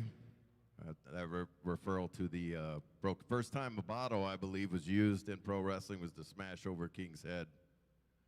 Shame on you, Jimmy. What's that? Thumb up the bum. My real Jamie again. Dang it. Handsome Jimmy, come on up here. Some know him as the Boogie Woogie Man, but I know him as Handsome.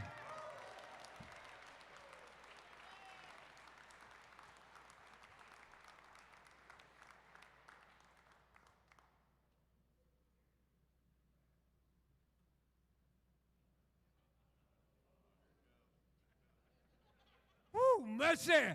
Handsome Jimbo from Memphis, feel good tonight, baby.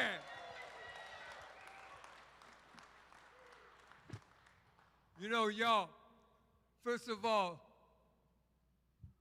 you know, if it wasn't for Mr. Jeff Osborne, this gathering for the King will never happen. Give it up for Jeff Osborne. Thank you, sir. Thank you, thank you. You know, I started wrestling in 1964, y'all, and I'm not too good at math, as Fishman and Jimmy Hart knows, and you know, but someone said, Boogie, this is 2024. You've been in this thing 60 years, man. And I said, I'm not 60 years old yet, baby. But, you know, guys, y'all, hey, it's tonight, man, you know, it's not about Handsome Jimmy or Ricky. I love you, Ricky. Hey, yeah, or Bruno, man, or the superstar, Bobby, God bless you, Bobby, or Hart, man, and all these big superstars over here, and the greatest wrestling fans in the world. They're right here, baby, tonight, right here in Indiana, baby, Evansville. But it's not about nothing. It's all about the king, I tell you.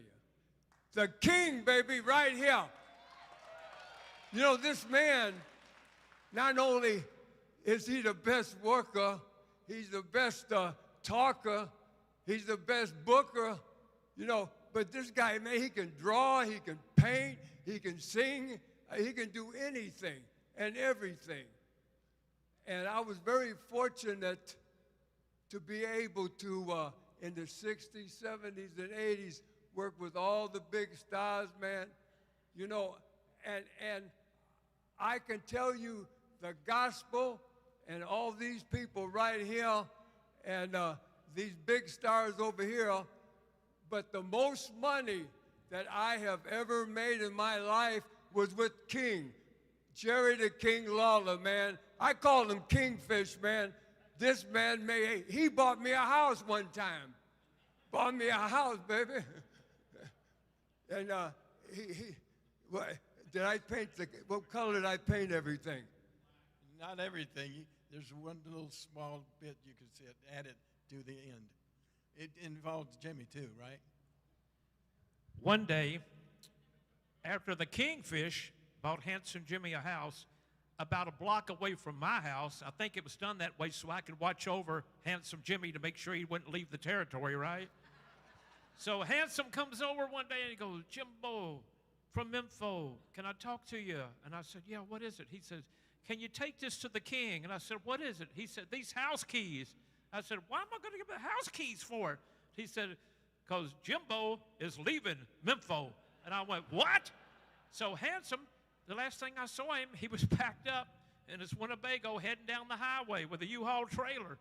So I called the king and I said, King, listen, something crazy just happened. He goes, what is it? I said, Handsome Jimmy just came by my house with a U-Haul trailer and he said he's leaving. Did he leave the territory? He goes, what? Leaving the territory? We have a program going on Monday night. But Handsome, I guess he got a little tired of everything and left the territory, and I'm of the keys, so I take him to the king, and the rest was history. But that was a quick ending of the story with Jimmy Valiant and the house that Jerry the King Lawler bought for him.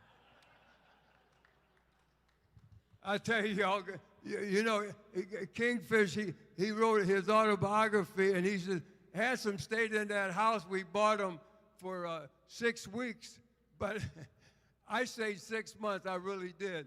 But anyway, but he says, but he painted everything black in there.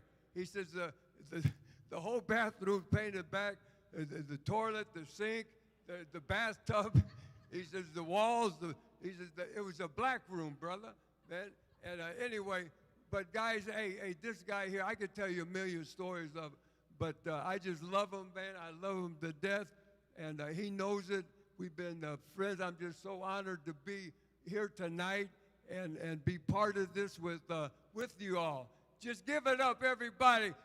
Jerry, the King Lawler, baby. My brother for life. Oh, God bless you. Oh, baby, you talking about good sugar. Oh, you girls, guys, and guys, man, get some of this stuff. Oh, I love you, Jeff. Thank you so much. I saw a tongue on that. That was, I don't know whose it was. Memphis was the last surviving territory. I mean, it went on a decade after, and people said, oh, they didn't pay anything, which they adjusted with the times. And you were honored to have wrestled in Memphis. I mean, there are guys, the Soul Taker, AKA the Godfather. Kane started, I mean, there's a long list. Kane, The Undertaker, Stone. I remember Stone Cold coming out to me and said, brother, I gotta offer to go to Puerto Rico. I'm like, oh, don't do that, man. You're gonna be bleeding every night. He took my advice. 1 week later, he gets signed to WCW. Never heard from him again. Until I offered him double what you guys paid him to be here, and he said no. I don't know. But speaking of Handsome Jimmy, there's a guy here tonight. Actually, figured out I know Mick since 1989, so long ago. I think there was a little bit of Handsome Jimmy and a guy called Dude Love. Am I wrong?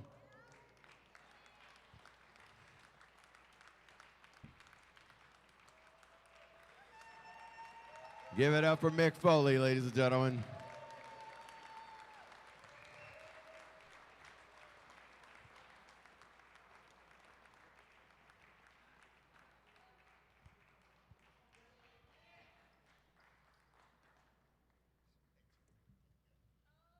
Wait, is that your new? That's your new spring, winter, summer, fall collection. Winter. I'd like to open my remarks by saying, Ricky, we sold this son of a bitch out. You never seen so many people. Yeah, it doesn't matter if only 3 people get that. We do, right? I'm really excited to be here, really honored to be here with some of the greatest stars ever in wrestling and Jamie Dundee. That never gets old, right? But hey, listen, I just want to go by quickly and address some of the people up here. Superstar, it's great to see you. It was the summer of 1988 when I got my first full-time wrestling job in the Memphis territory. Now, I had the wisdom and the foresight to spend $110 on professional photos, where I brought a curling bar and some baby oil. And with the benefit of good lighting and creative posing that covered up my love handles, it actually looked like I may have had the hint or suggestion of a deltoid muscle. And I think I may have gotten hired in Memphis under the assumption that I was a body guy. And word had it years later that when I went out for my first match, Randy Hales and a few other people were huddled up in the back looking at my photos, wondering if I was even the same guy. But I picked up a big win on TV the first week. The second week, we had a 6-man tag, and I'm working with Bill, I can't remember who else it was. And so I asked Gorgeous Gary Young, what should I do out there? Because the old timers, they didn't like to talk much about their match before they did it, you know? I mean, I'm old school, but Bill went to the school that burned down before they built the old school. And Gorgeous Gary goes, you know what you should do, Jack? You should start the match by getting on your knees and challenging Bill to a fight. But it didn't work out well for me. I received a zinger of a jab, the type that busts your lip because it connects right over your tooth. And that was the last time I challenged Bill to a fight on my knees. And as far as Jimmy Valiant, one of the first people I met in the business when I was selling hot dogs and taking back ring attire for a promoter named Tommy D. And lo and behold, 5 years later, we're on an independent show. And Jimmy, at that time, you had a guy kind of following you, Showtime Willie, right? And Showtime Willie was a ladies' man. And Jimmy went back to his hotel room and in the darkness saw a rather large female with dark hair and said to himself, damn, Willie's nailing Jack.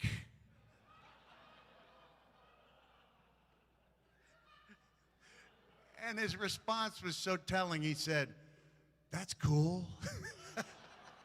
It wasn't me. It wasn't me. And also, I know there's a lot of people, but I'd be remiss if I didn't share this. This is behind-the-scenes look at what goes on in wrestling.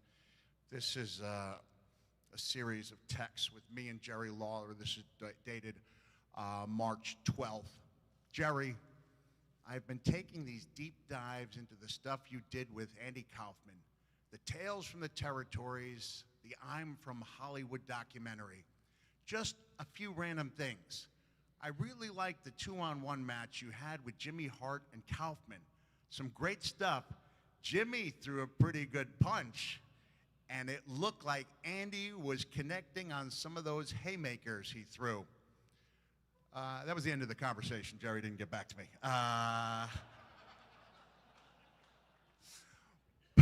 But I think Jerry and I talked more about our love of Santa Claus and Coca-Cola artist Haddon Sundblom than we ever talked about wrestling. I shared with him that when I was a freshman in college, being that Jerry Lawler was one of the first people who made me want to get into wrestling. It was the first episode I ever saw of David Letterman. I remember to this day, I went to visit my brother at Indiana University, downtown.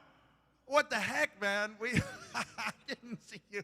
We had some good times, and I'm thinking, downtown Bruno got the better of me because in my day, I babysat Paul Bearer's kids. I babysat Chris Adams' young son. I'd say Dwayne Johnson trumps them all.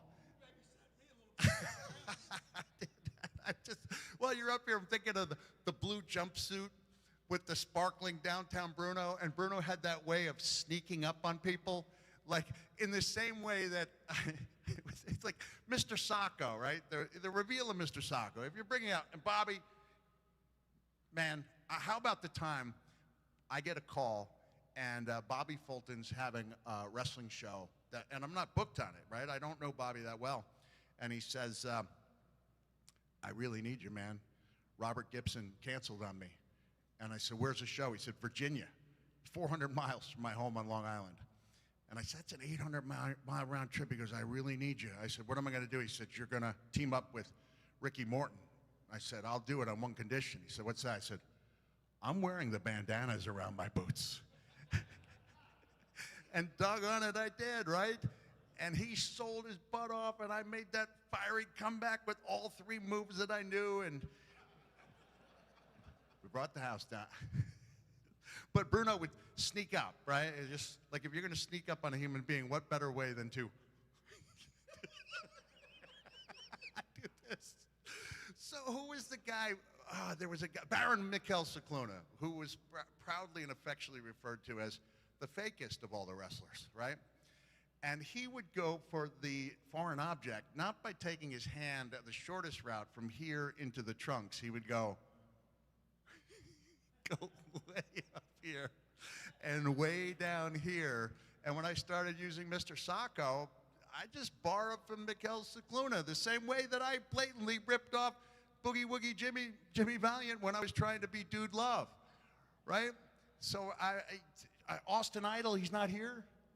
I bet Hulk Hogan told me, and it was just on the show, that he got not only the ear thing from Austin Idol, but he got the whole Mania thing, Idol Mania, and it's like, it's reasonable to say that had there been no Austin Mania or Idol Mania, there would have been no Hulkamania, no WrestleMania. I was just on OVW TV last night talking about my dog, Woofle, and I coined the term Wooflemania.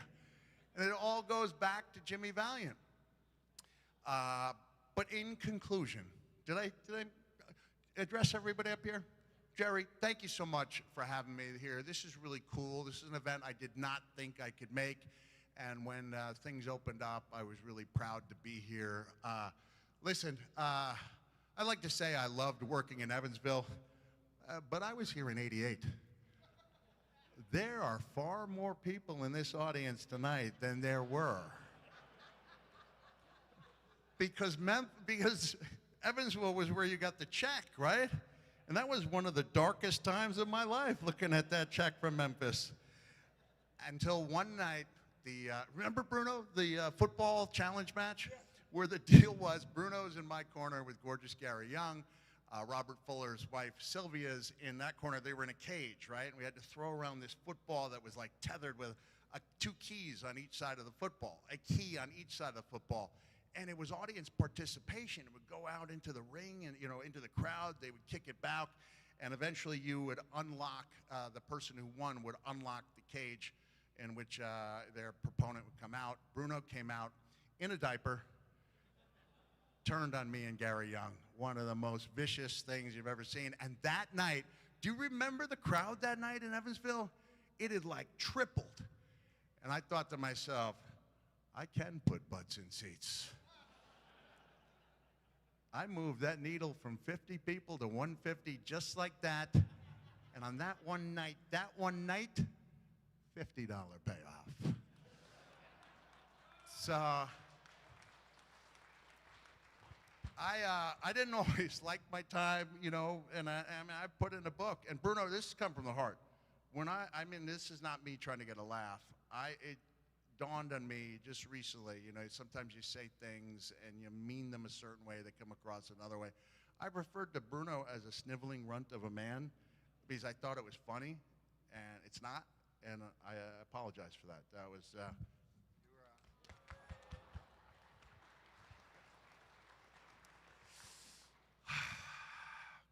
And in conclusion, don't get a ride to the airport with Jimmy Hart. I'm a 2-hour before takeoff man, 4-hour man, 4-hour man. And if you try to reason with Jimmy, you get a lot of, I don't know, baby. But there's a lot of other guys that need to speak here. But this is a cool event. Thanks for coming out to support it. I really appreciate it. I don't dress up for just anybody, but thank you very much. And Jeff, thanks for having me here. I appreciate that.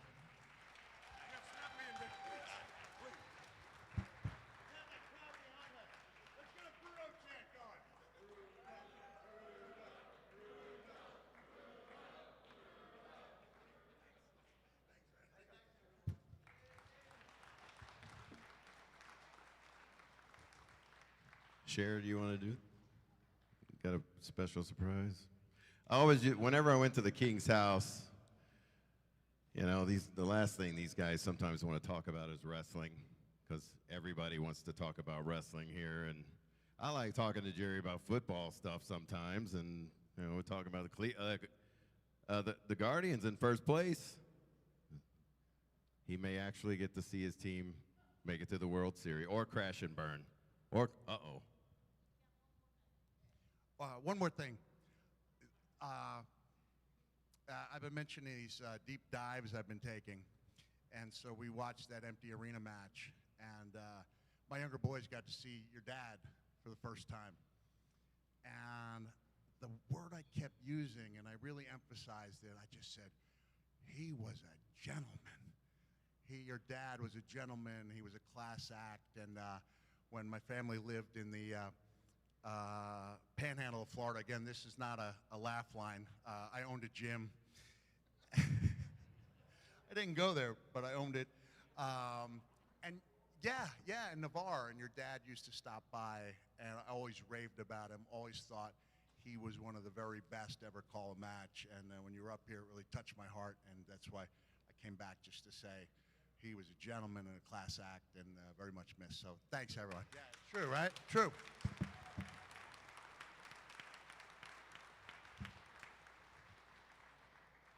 This is my woman, my partner, Shara, and every time we go to Jerry's house, we bust out with a new crown. This is for the event. It's got a little bit of history wrapped all around it. You got the naked statues, the Memphis Mid-South.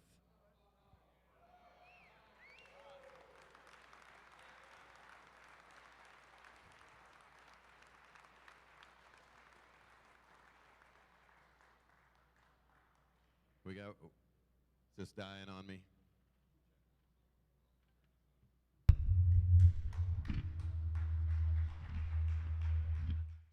Check. Check 1, 2.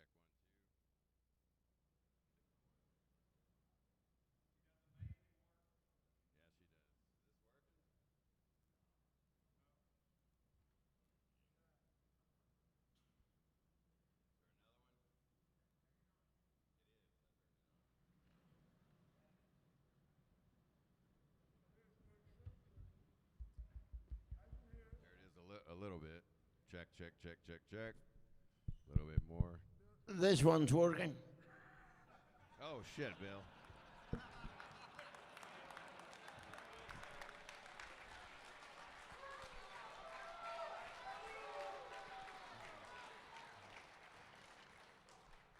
I want to say something else about Jimmy Hines, Bobby Fulton. He runs the best damn conventions out there. If you really want to meet, give it up for him. I seriously mean that. Make that trip to Chillicothe, Ohio. You will be so glad you did. And I appreciate you, Bobby. Thank you for being here. And is Mr. Turpin here? Is he not here? I got another. I'll wait and see if he shows up. Next guy was this smart ass who just picked up this mic over here. I'm going to say this. Years before there was ever a Rey Mysterio, years before there was ever Daniel Bryan or Bryan Danielson, there was Bill Dundee.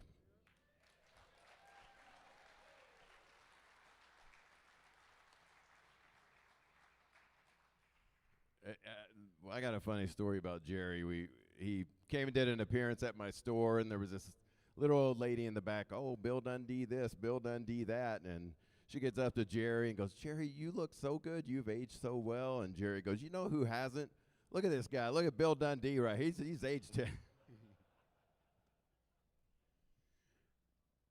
The Dundee Lawler feud, I'm not going to say anything about it because there's a little video at the end of this, but these guys sold more tickets than any other two human beings on the face of the earth in a 10-week period.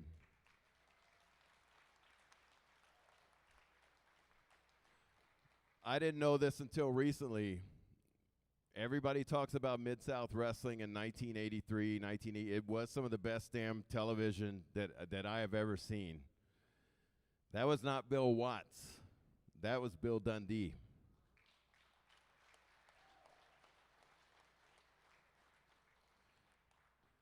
Who would have known that big burly fat guys wouldn't draw any women to the arena, and that 1983 loser leave town match, we lost Bill Dundee, but Mid-South got him. And Bill says, man, what if, let's just do some Memphis. Let's bring in these good-looking guys, Rock and Roll Express. Let's bring in Terry Taylor. Let's get this young upstart manager, Jim Cornette. Let's see how he does down here. The houses pretty much doubled, and there were women in the audience, which drew more men in. And Bill Dundee, in my honest opinion, one of the single greatest underappreciated minds in the history of wrestling.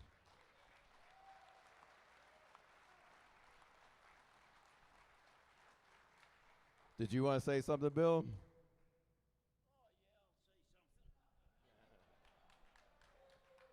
I wasn't going to do any short jokes. Let me get you a few more steps up here. No, I'm kidding. You want me to stand on that box? If I fall off, the son of a bitch, I'll sue you. Punky Morton, what are you doing? You go and talk after me. You're going to speak after me. What are we supposed to say? King, how are you doing? I'm doing fine. How are you? Pretty good. Is that Jimmy Hart? Handsome Jimmy, I love you. You know that. If I ever go the other way, I'm looking for you. Well, anyway, I thought that was funny. Are we wrestling tonight? When are we wrestling? Next week. Where the hell are we going for a week? Well, anyway, it's nice to see y'all. We'll be back next week, so y'all come back and we'll wrestle. Hey, do you want to say anything to the people? I'm out of saying. I've got nothing more to say. Except Burntown Bruno can kiss my ass. That's another thing right there.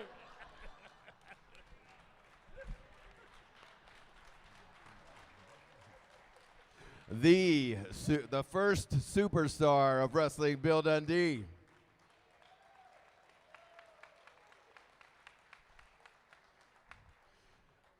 I got a guy up here named Tim Turpin. Where is Scott Romer? Scott's one of the most legendary wrestling photographers out there. And Give it up for Scott. You've seen thousands of his photos and everything, and he told me, like, hey, there's a guy who wants to get Jerry Lawler in the Indiana Sports Hall of Fame. And I said, oh, okay, we can do it. Where is the Indiana Sports Hall of Fame? It's in Evansville. I did not know. So we have another gift for you tonight. Not a gift, it is something that you earned over the many years coming here to Evansville, Indiana. There it is. We got top secret stuff in here, King.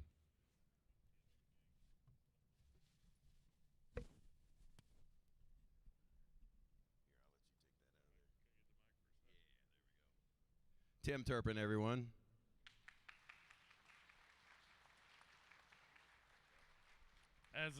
As a child, the first wrestlers I was introduced to were Bill Dundee and the King. And we all knew when the strap came down, it was over. And when we started putting this Indiana Sports Hall of Fame together a few years ago, Mankind, Mick Foley, happened to be born in Bloomington, but the King made his name in Evansville along with Memphis and Jimmy Hart, of course, and Handsome Jimmy and Austin Idol and Tojo Yamamoto. And we tried to get the King to come in last year to do a speaking deal, but I know he's got a busy schedule, and it's real hard. But, you know, all those years at the Coliseum probably cost him about $25 million for being in the WWE a little sooner. But you name any wrestling fan in town, they're going to know the King. And it's my pleasure. He was in the class of 2023. And we're going to have a cardboard cutout of you in the Hall of Fame with your crown. Oh, yeah. We're in the process of getting it off the ground and building it. But class of 2023, Jerry the King Lawler. I want to present this plaque to you, sir. And if you still got a day at the beach,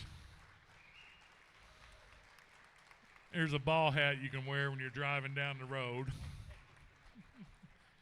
But as a childhood fan, I'm 55, so, you know, I remember you doing a headlock in a basketball and squeezing the air out of it on a promo. You're welcome. I'm sure it's not the first Hall of Fame you're in, but now you're in one in Indiana. You're welcome. Thank you, sir.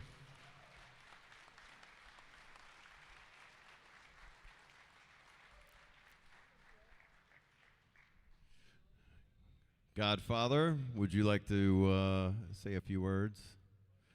It ain't easy. It ain't easy.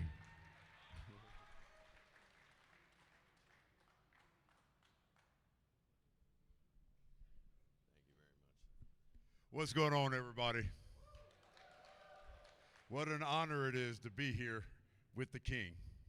A lot of people might not know this, but my very first match ever, I don't mean an enhancement match, a practice match. My very first match ever was in Memphis on a Monday night against Jerry the King Lawler, and he was nice enough to put me over. I think it was fire and some other things, but he put me over, and that started my career, and I owe so much to you. I tell you this all the time. I love you, brother. I don't think there was anybody, even the people here or in the audience anywhere, that enjoyed the girls more than you did. And Jerry had some of the best commentary on my matches. I'll go back and watch my matches just to hear what you have to say. But I'm not going to take up a lot of time here. Just thank you for having me here. You are the best thing since sliced bread, my friend. And just want to say I love you, man. Keep doing you. Keep being you. Stay strong. And here's to the King.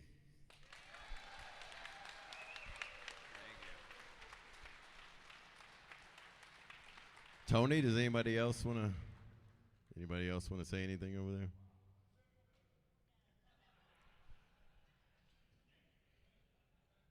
All right, I have saved one of the best for last. The guy who's main evented more matches in the Mid-South Coliseum. Give it up for Jerry. No, whoa. I'm talking about Jerry Calhoun. Jerry Calhoun, get up here.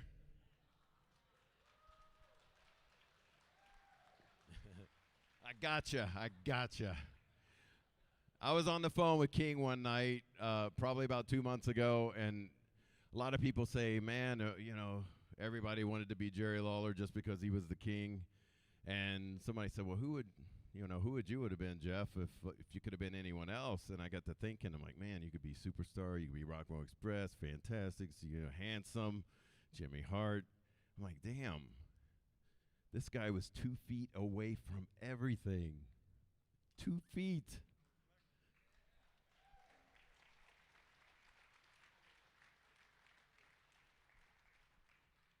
I was so I was semi.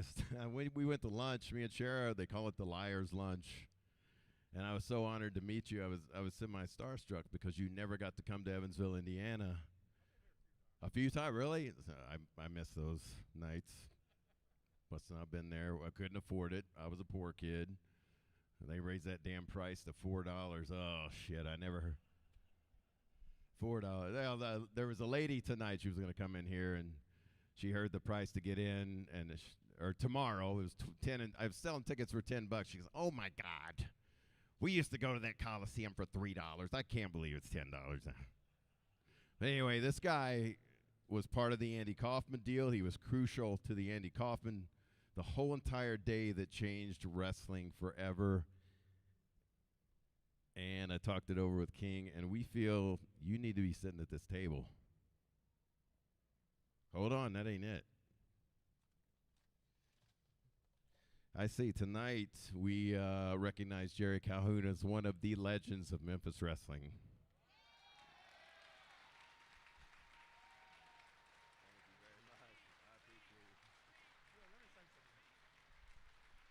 Thank you very. Can you hear me? Okay. Thank you very much. I mean, who am I among all these superstars, you know? I'm just somebody in the ring just trying to stay out of the way. Of course, most of the time I was in the way when he'd knock me down.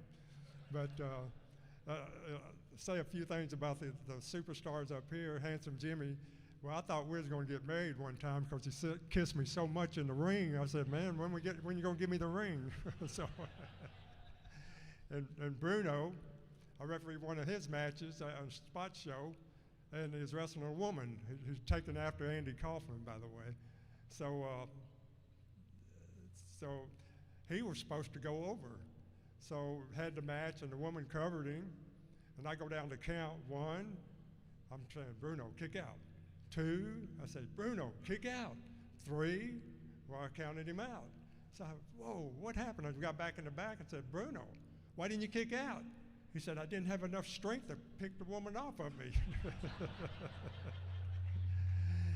and Jimmy, he was my nemesis during the time, you know, and so, and matter of fact, we had a few matches. Well, I wouldn't say we wrestled. We sort of hug one another and roll around in the ring and find out who would get the first one pregnant. So, and then they always ask me, well, what are the top matches you ever refereed? I said, a lot of them, but I have to mention these 2 guys right here, Jerry Lawler and Bill Dundee. I mean, if you ever could get on YouTube and watch some fantastic matches, it was between them. They had so many stipulations, Cadillac, hair, loser leave town, and Dundee's wife's hair at stake, which she lost. So anyway, I have so much to thank for this man, sort of like Jimmy Hart said. It's just, I never dreamed I could be in the business among all these superstars. You know, who am I? I'm just a peon in the ring with them. So with that said, I used to go up and down the road with him before I got into business, and I didn't know I was going to get into business. So he'd come into Memphis on Friday, so we'd go to Tupelo on Friday night, go to Jonesboro on Saturday night, and I would just ride with him. So eventually he asked me and said, well, would you like to referee? I said, whoa, referee. So I'm thinking, referee? Wrestling? So we went to Tupelo that night, Friday night. So I said, well, what match? The opening match? And he said, no, main event. I said, well, who's the main event? He said, Tojo and Jerry Jarrett against me, Jim White, and Sam Bass managing. I said, whoa, really? I said, I don't know what I'm doing. That's the first time ever in a wrestling match in the ring. So needless to say, that's just-in-time training. I was just going back and forth, and Dad's telling me, do this, do this, do this, you know. So it was an experience, and eventually you keep refereeing long enough, I'd catch on, but I don't know if I caught on. I'm still trying. So, but anyway, he's I have so much to thank for this guy because he got me into business. So we used to play softball together, football together. Of course, unfortunately, on the football together, I happened to, I don't know how it happened. I was like a safety, and he was running down the sideline, and I went to go hit him with my body block, and lo and behold, he hit me with his knee and almost knocked me out. So I'm saying, man, you almost put me out of business for 3 or 4 months. What are you doing with that? And of course, I put him out of business for a year. And then Jimmy Hart was the only one that kept the business going because of, the heat he had. So anyway, I had so much to thank for this man, and we'd go to movies, we'd go to dinners, we'd go to concerts. We went to one concert, which at that time I liked Styx. So I said, come on, man, go to Styx with me. He said, all right, I'll go. So we go, we're at their Styx, and they come out, start performing their first song, and then I said, man, that's great, isn't it? And then pretty soon I look over there, and he's making some racket, and I said, wow, what's going on? Next thing I know, the guy who was next to was so drunk he threw up on him. So I said, oh, no. So needless to say, him and Paula got up and started leaving. I hear under his breath, he said, I'm going to kill that Calhoun. and to relate to that, I mean, later on, I believe it was either coming to Evansville or leaving Evansville, that he had a wrestler riding with him. I don't want to say his name, but they was riding down the road, and unfortunately, the wrestler, he started getting sick and threw up. Well, what did he do? He threw up on Jerry Lawler. So you think he's a king, he might be the vomit man, so I don't know. So, anyway, I really appreciate it, and thank you for this recognition. I mean, I'm so embarrassed, but these are the superstars. Thank y'all. You can sit, you sit in that chair, man. He is very modest. This guy deserves to be at this table right now. Congratulations, Jerry Calhoun. You are freaking awesome, man.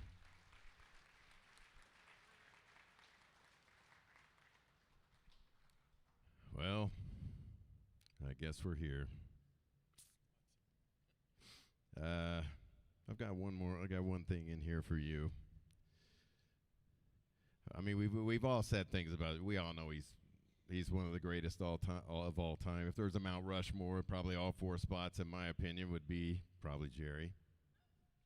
Just my Mount Rushmore.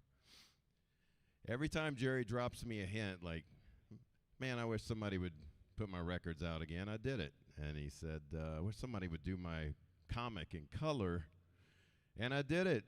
And I've heard him say this 2 or 3 times, man, I wish I could do a coffee table book of all my art. I just did it. Took me, damn it, took me 2,000 hours, man. 2,000 hours to do this. There's no one more deserving to have their life's work in a book than Jerry the King Lawler, and I want to give you this right now. Yeah. That's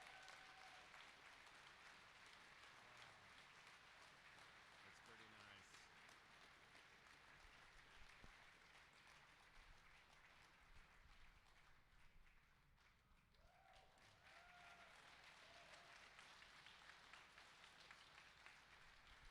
That's one half of a picture, a photograph of me, and the other half is a part I drew, right? Yep. Yeah. Well, this is an awesome thing, and I haven't even looked into it yet, right? I wanted to, but I will. It's this is a great honor. It's I don't even know what to say. This is the first time I've had an. I just hope I do you justice in there. I really do. And I airmailed a bunch from China. It cost me a fortune, but we're going to have them here tomorrow, and we have condensed size. And this is a photo right here where I bought it at auction. I paid $900 for that thing, and I showed Jerry. And he goes, I remember exactly where I was when I drew this. It was 1967. My dad was in the hospital. I was in the lobby. I grabbed a Sports Illustrated. Daniel snuck that picture of your art desk. I think it's beautiful. You're an artist of, you did everything. Did anyone know that he was asked to be on Broadway? I found that out when I was writing this book, and I found out he was asked to be on Broadway.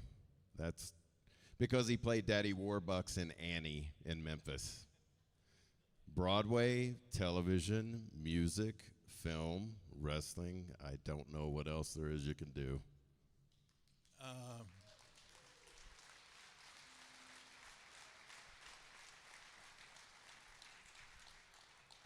I guess after all the stuff that I've done, the only thing left to do what? The only thing left that I've tried many times, but it's never worked, and that's just passed away. I've tried about 9 times. We tied, right, and hadn't worked. So maybe somewhere down the line it will work. I want to thank you for all of this stuff, all of these people you brought together, and all of the nice things they've said about me. It's to look around at all of the athletes that are here tonight. It's just amazing. So, thank you, everybody, for tonight.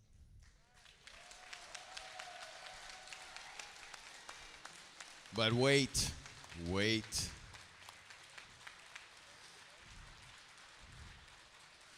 There's one last video, because I'm going to say this. We always say Memphis was about one man who started all this. There's one video left. I'm going to show this. It's kind of sad.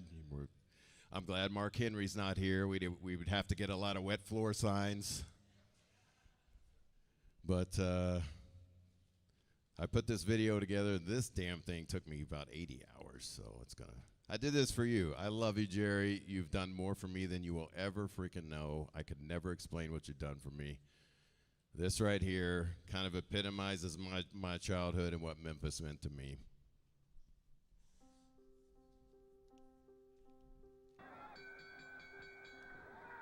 The bell is officially sounded for the most important match ever held in the Mid-South Coliseum.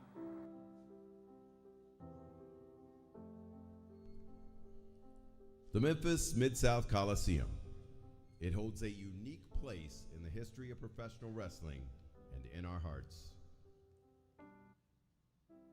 The Coliseum was known for its electrifying atmosphere, created by the single most passionate and vocal fans in wrestling. This intense environment made matches real and heightened the stakes of every encounter.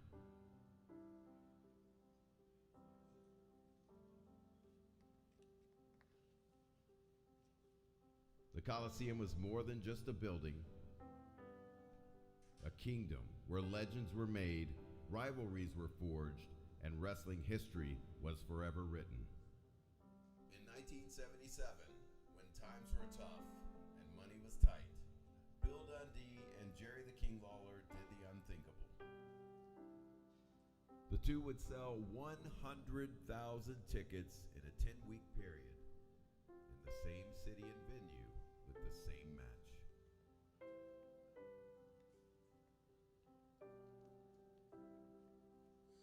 No arena, no Superdome, stadium, or even Madison Square Garden will ever compare to the greatest wrestling home of all time. In 2006, Mid-South Coliseum employees shut their desks, locked the doors, walked out of the building expecting to return on Monday. But Monday never came, and the Coliseum would close forever. Today, the Memphis Mid-South Coliseum sits abandoned. Thousands of dust-covered chairs fill the floor as silence has invaded the space that once made thousands roar every Monday night. Attempts to demolish the Coliseum have been thwarted over the years, and today it still stands as a reminder of days gone by where you, sitting here tonight, changed the world.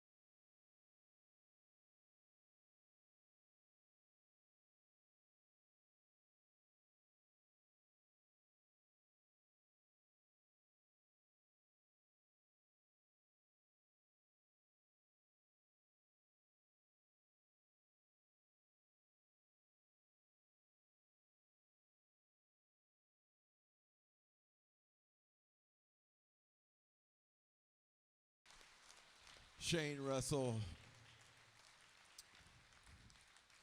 Lance Russell is the reason that we are all here right now. Shane Russell has something for you. This is a doozy. Jerry? Hey, a couple of things I forgot real quick. I was remiss. I forgot to mention somebody very important to my dad also. Dave Brown. Partner and friend for 40 years. Let's give a big round for Dave Brown.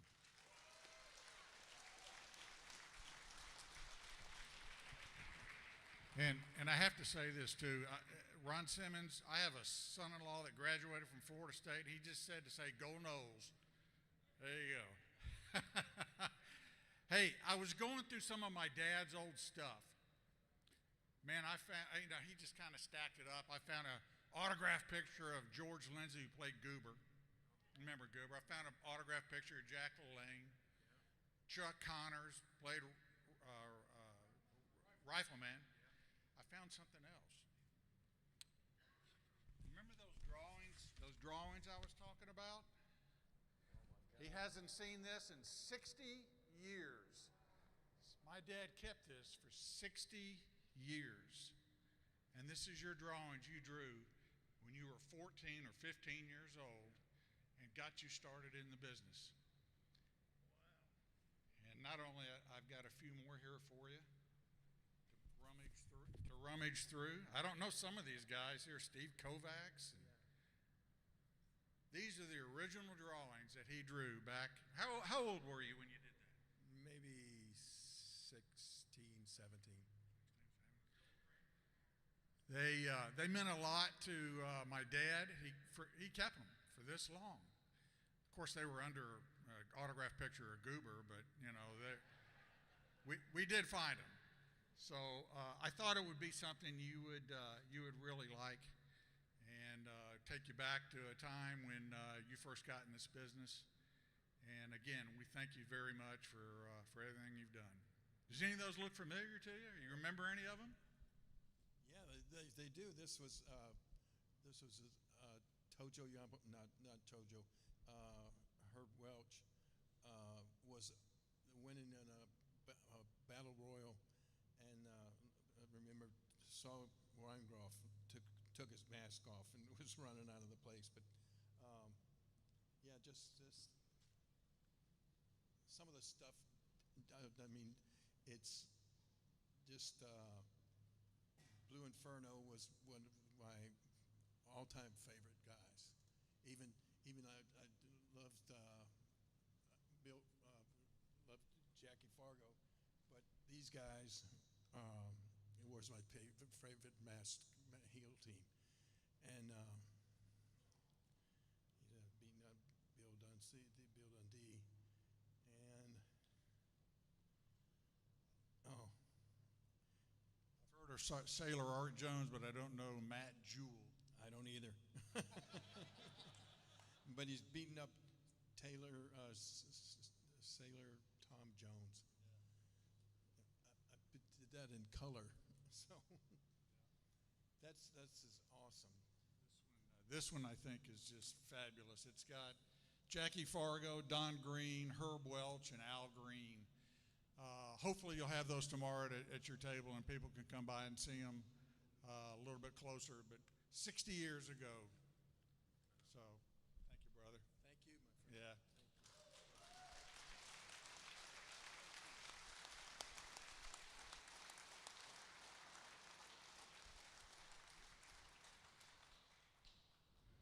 This is my bucket list. Thank you guys so much, man, so much. Tomorrow is our day. Tonight is theirs. Let's give them the biggest freaking Evansville round of applause.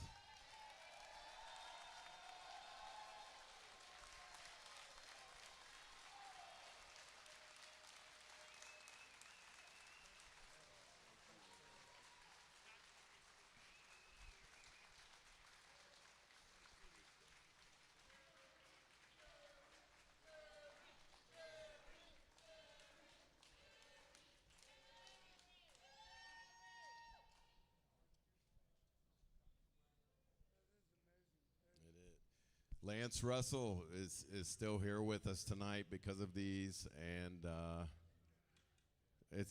if it wasn't for Shane, you'll see the end of this book. If you get the Jerry Lawler book, Shane saved this book. It was the icing on the cake. Thank you all for being here. Tomorrow is our day. I'm going to let these guys get pictures with one another. This is probably the last time they'll ever be in Evansville. So tomorrow, make the most of it. Let me tell you something else to do. If you see young wrestlers, if you see some of the women's wrestlers, talk to them. Just ask them who they are. It could change their life. And you all make friends tomorrow. That's what me and Shara do when we go to Bobby Fulton's show. We make new friends. Thank you guys so much. Feel free to get shots of them up here as well if you want. Jeff Hardy is up after this. We're going to clear this place out real quick. And Jeff Hardy will be up. Thank you all so much. We will see you tomorrow. Early birds in at 10 and everyone else at 11. We'll see you then.